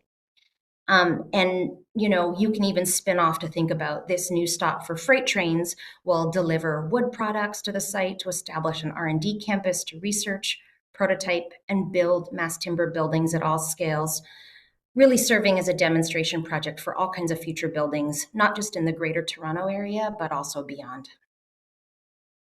So second project is a project called Ontario Line. And really what I'm wanting to highlight here is we can turn the ideas that I just spoke about in Greenwood Yards into reality. And I think even more so, we can not only build integrated TOD, we can do it at scale. But there are questions that we're all asking and trying to solve, including how do we limit risk for both the public and private sector as we're trying to optimize value. And this is a project that I think starts to answer those questions really well.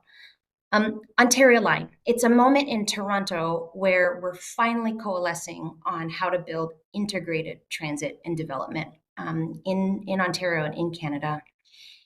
So alongside Metrolinx, our provincial transit agency, and Infrastructure Ontario, and quite a large consortium team called the Ontario Line Advisor Team, we are spearheading one of the largest and most ambitious transit projects in North America. And the integrated work that SVN is leading, specifically in the TOD space, really started with our firm's planning and design work for private sector clients, where we were learning from them and alongside with them ways to think differently, build better, and really create more value.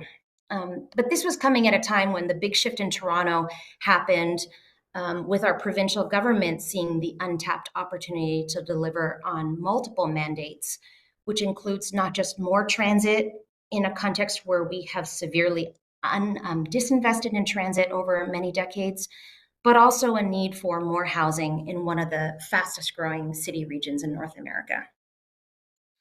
You're seeing a map here of our transit line. In pale gray is the heavy rail network that exists today. In the various colored bands, you're seeing our rapid transit corridor, including subway and LRT. And then in those blue teal dashed lines, you're seeing 4 new subways that are actively being not just planned and designed, but in construction now, which represents 40 kilometers or 25 miles of new subways to be built in the next decade with TOD. So how do we do that? And to answer that, we really have to ask, why hasn't it been done before? We know that transit infrastructure is one of the most expensive investments a city or region can undertake. And once complete, the land that the transit station is built on is typically considered off limits, right, for future intensification, at least for some time to come. So if we're spending millions, if not often billions of dollars, and investing that in transit projects, opportunities and value are simply just being left behind. But traditionally transit and residential development, and I'd extend that to the public space and civic space, they have been thought about in silos. And we know that these conditions don't conflict with one another, but we do need to take a concerted effort and intention to bring them together very early in a process to unlock value as these projects are built and developed. So building on top of transit stations really requires a criterion that matches the ambition of creating a complete community, also in a way that also mitigates risks, including costs, timeline, resources, all the things that our private and public sector clients are concerned with, right? So these next few slides just really quickly highlight what we've learned at SVN as critical success factors in really successfully launching and standing up a TOD program. One would be, it doesn't matter what city I've been in across North America into Latin America.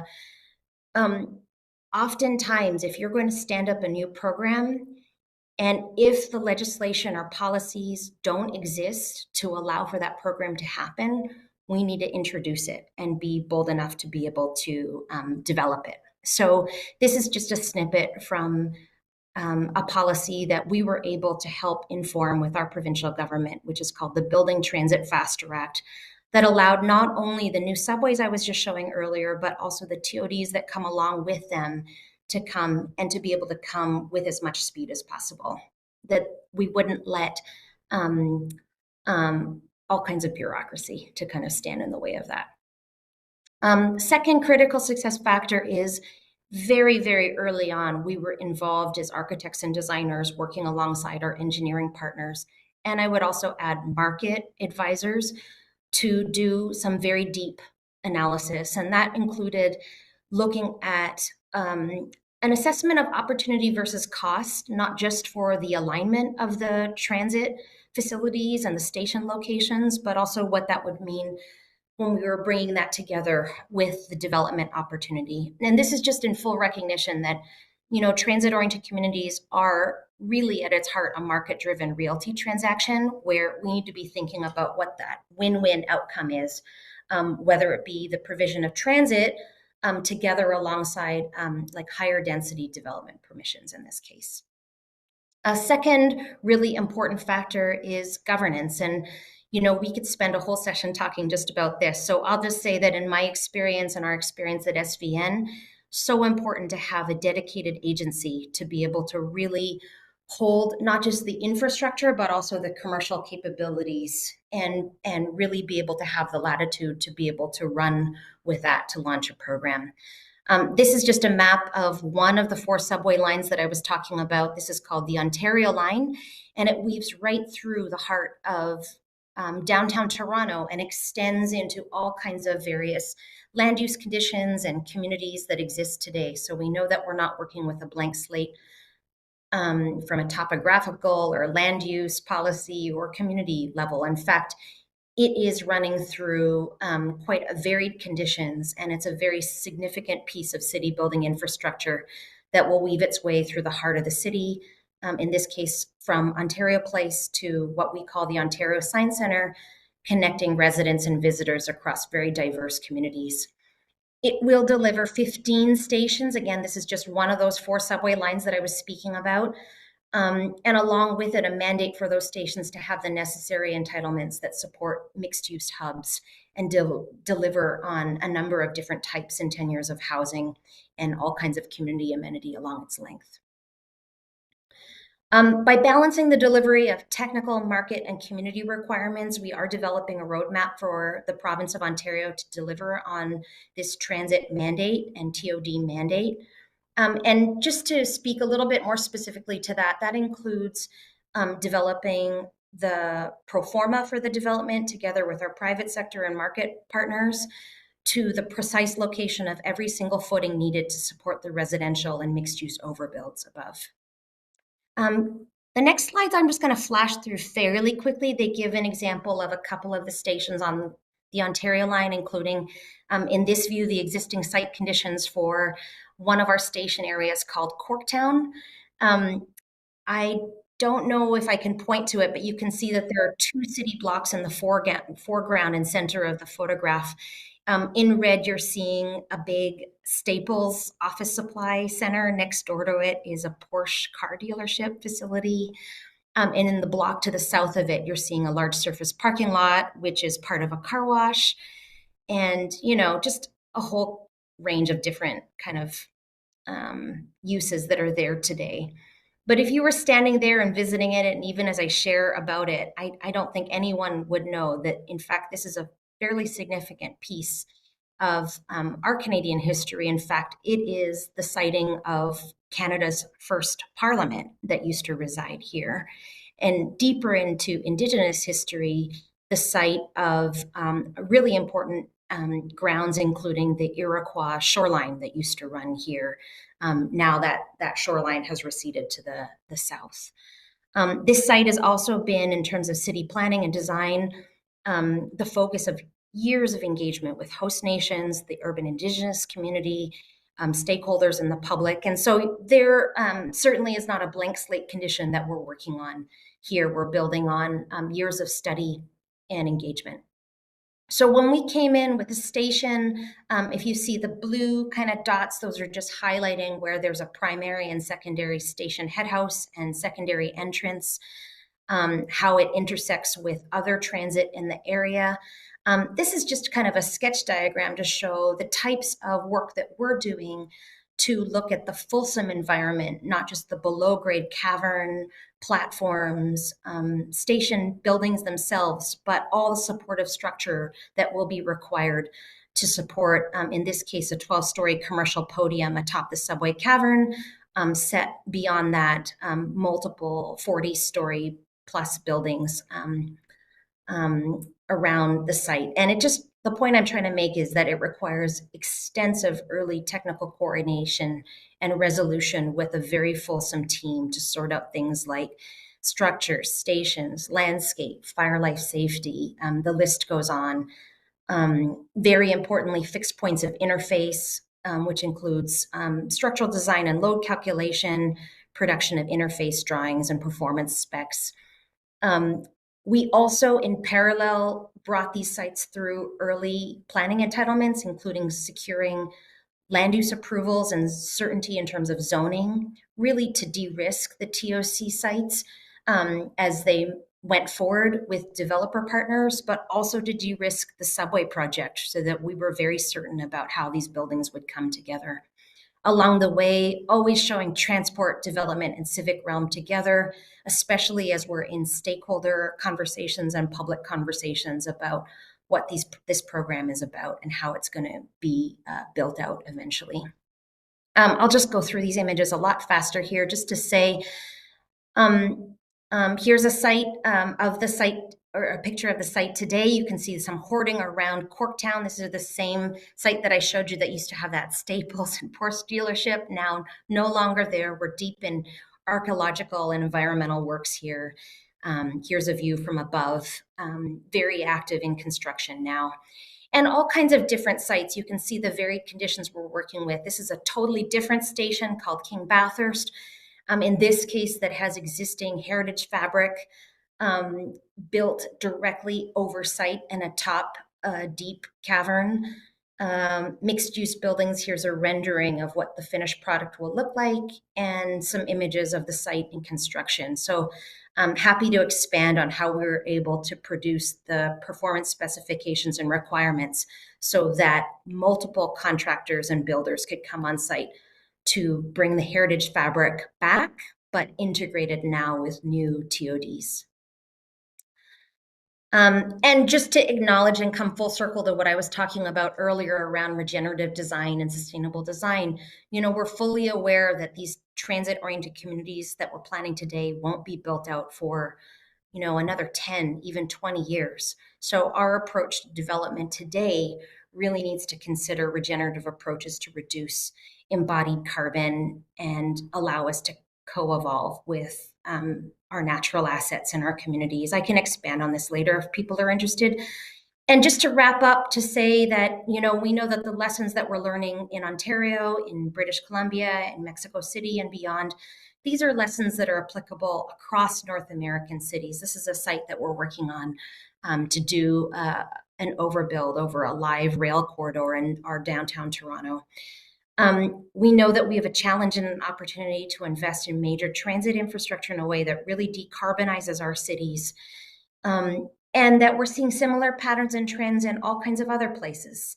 Seattle, the Bay Area, and Austin are just a few examples of cities that are also planning and designing collectively over 85 kilometers or 54 miles of new transit lines.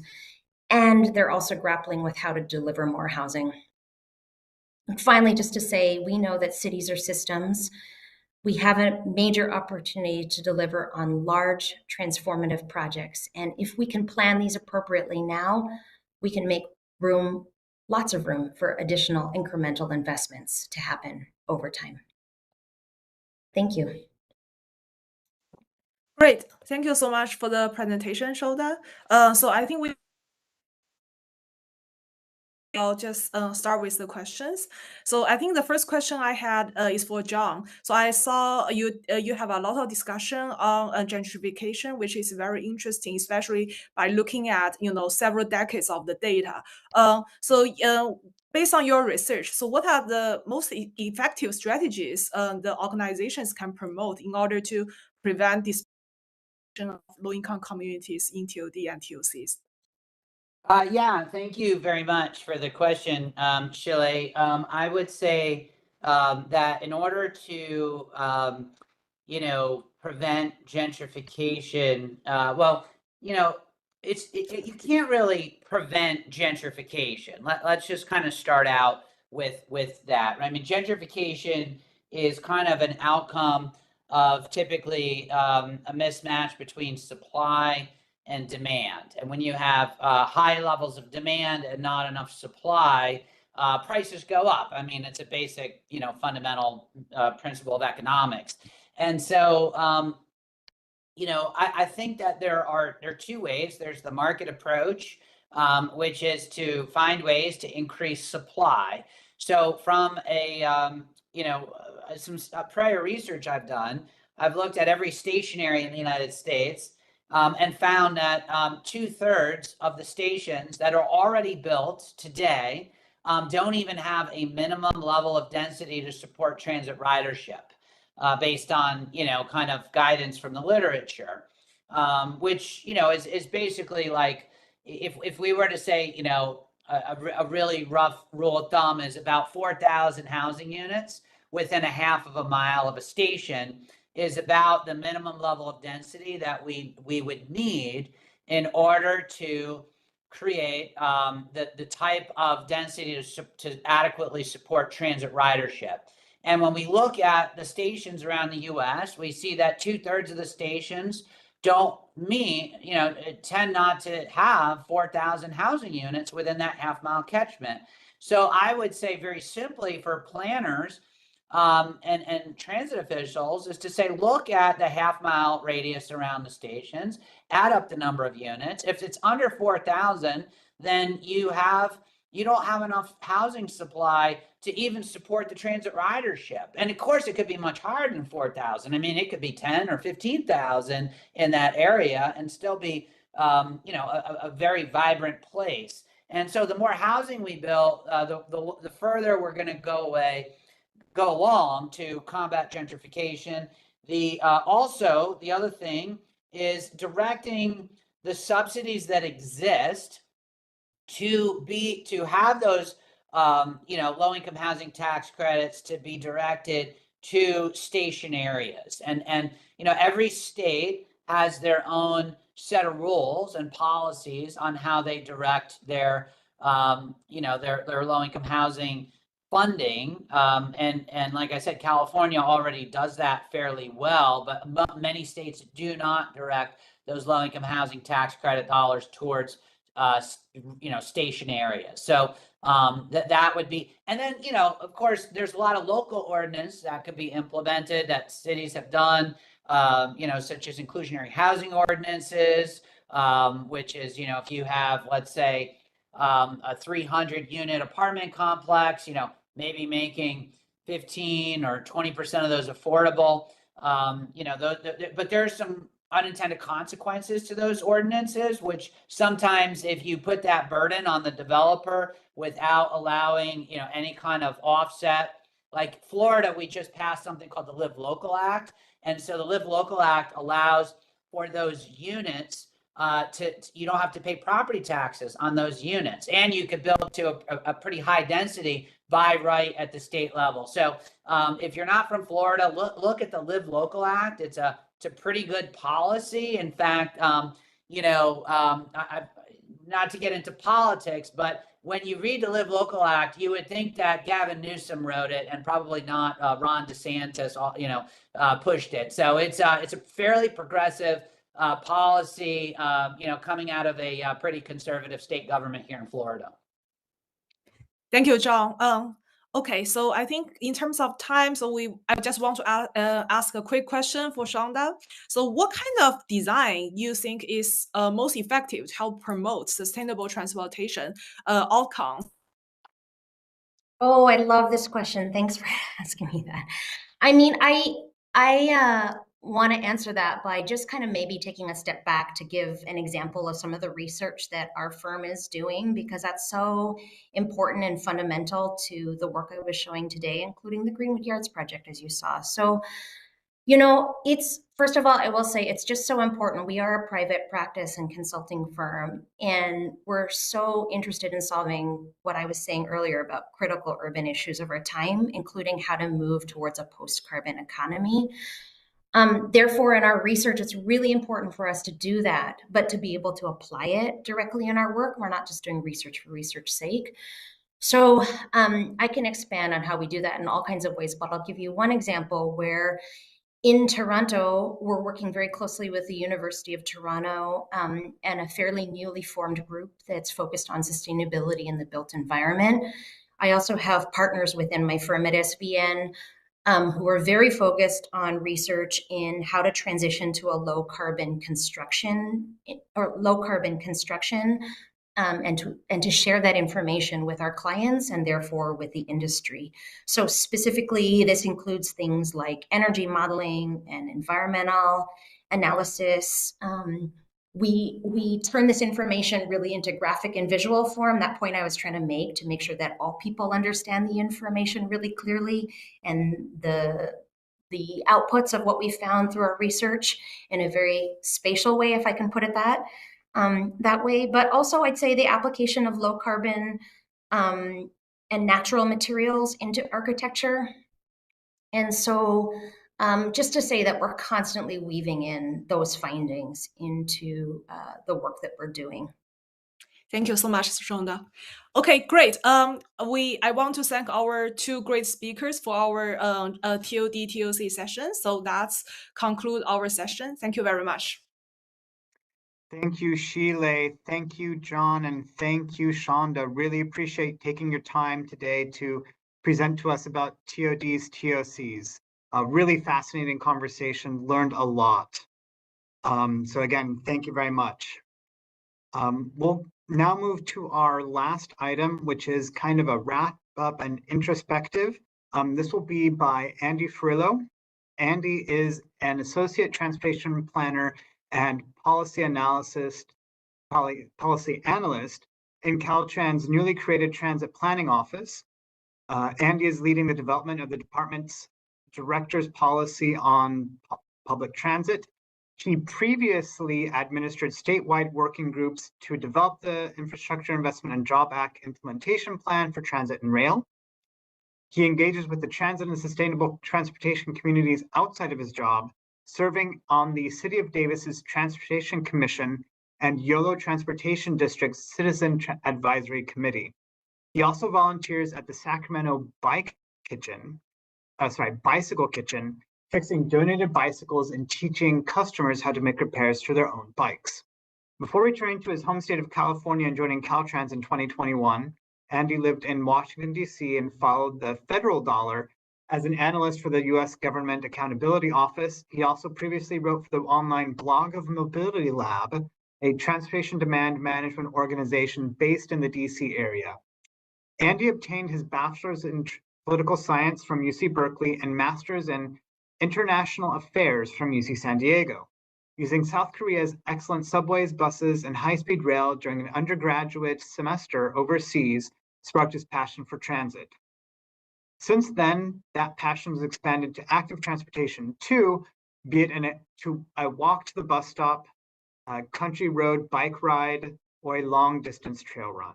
So thank you very much, Andy. Looking forward to hearing from you. Thank you, Chad.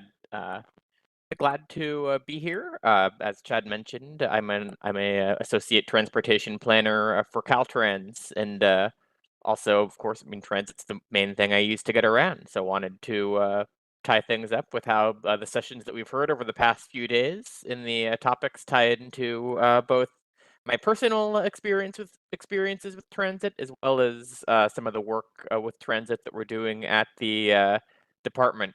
So personally, like one of my biggest takeaways from this symposium is that transit's not just, I mean, it's not something that's just, and oftentimes I hear people talk about it in terms of like one very specific silo, but just that this just the importance of treating it not as like one specific thing, like it has to solve congestion on during this commute hour or serve like this very specific population. Like I really enjoyed hearing Jarrett Walker's discussion about how like the term like captive rider or transit dependent rider is such a common term, but really is totally flawed. As as anyone, if transit's not working well, anyone can anyone can turn to might be more challenging for some people than others, but anyone is going to seek other options. There's no one who's just going to stick with transit no matter how bad the service gets.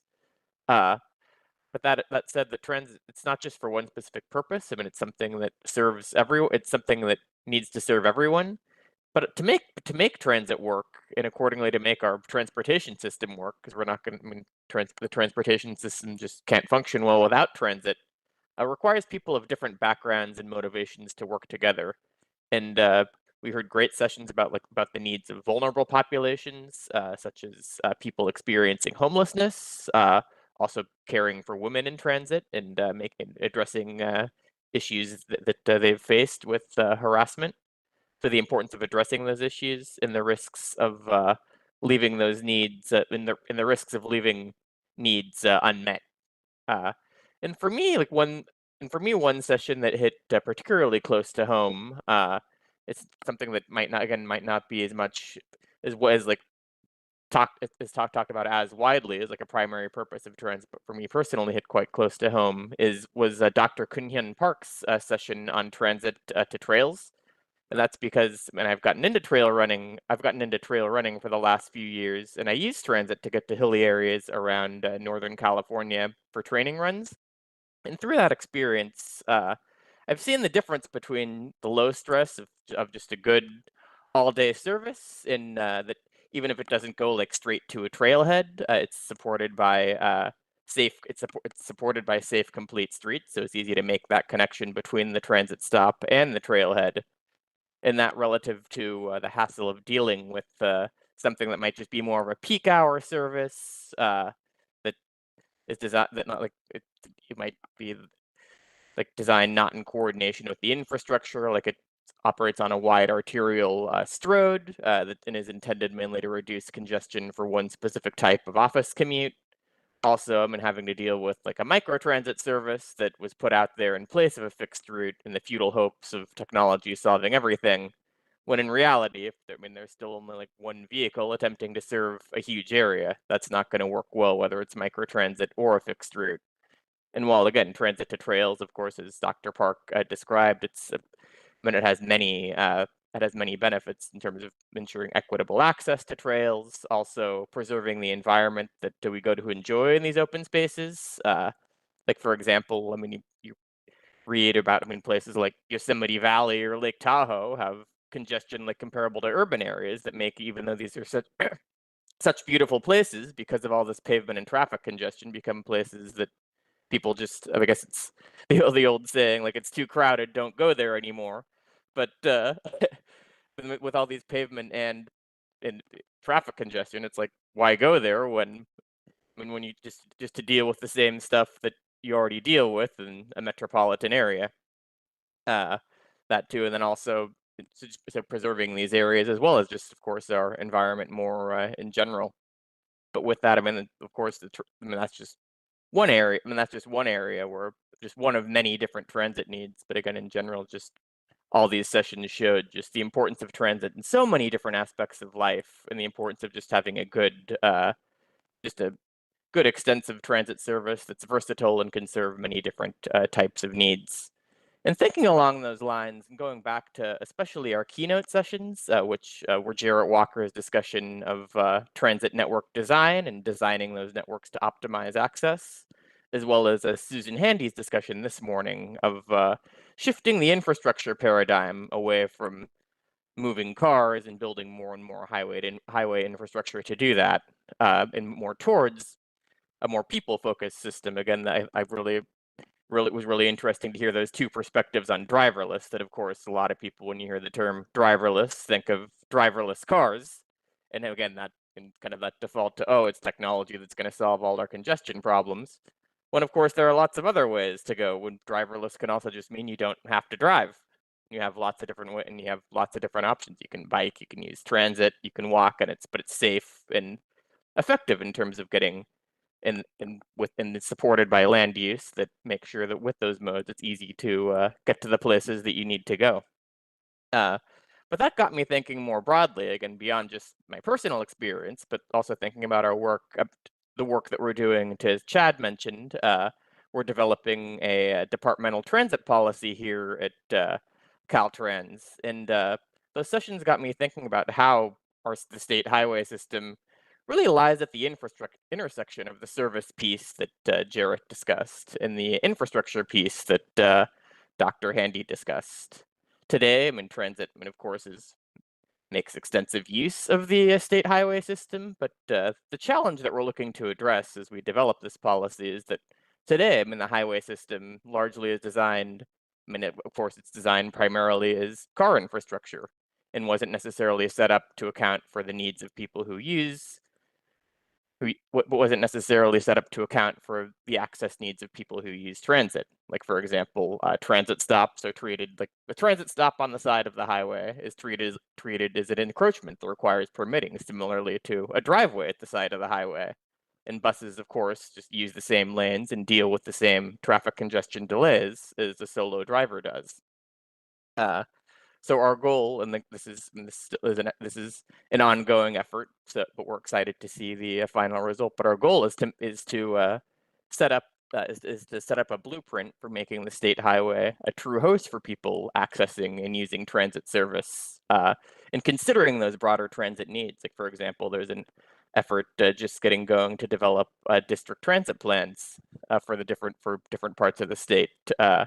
Thinking about that, we'll think about transit needs and how the state highway fits into that, and ultimately is intended to support the types of transit networks that people like our speaker Jarrett Walker work so diligently to design. And but at the same time, as we pursue that goal, at the same time, when they're still going back to Dr. Handy's discussion, there still is a challenge that we of course face. Is there's still so much pressure from politicians that hear complaints from constituents about the traffic congestion they're a part of, and then alongside them a very powerful highway construction industry that still is widening as the solution to those complaints. So of course it will be a challenging and interesting process going ahead as we work to develop our transit policy. But we are excited, and there was recent legislation that was passed, SB 960, that essentially mandated the incorporation of transit into several state programs that traditionally have been more focused on vehicles. So just that type of thing shows that that we're optimistic that there is paradigm shift occurring, and that politicians and that folks are opening their eyes to transit again, just being a way to get around, and a safe, effective way of getting around, as opposed to the many silos that it's been put in over time. So with that, just wanted to touch on that. Just wanted to end with that note, and appreciate the opportunity to speak and share some of these thoughts. So with that, I'll hand it back over to Chad. Okay, thank you so much, Andy, for that retrospective that kind of ties all these disparate threads together. We really appreciate all of the speakers, the panelists, the moderators, everybody on the steering committee, the people inside Caltrans who are able to help put the graphics and spread the word out to people. Also the people at the University of Florida Transportation Institute, that hosted the website, as well as all of our other hosts. Thank you again for watching. We really appreciate the support you've given over the years. We hope to be back next year at around this time with another Research to Practice Transit Symposium. Thanks, everybody.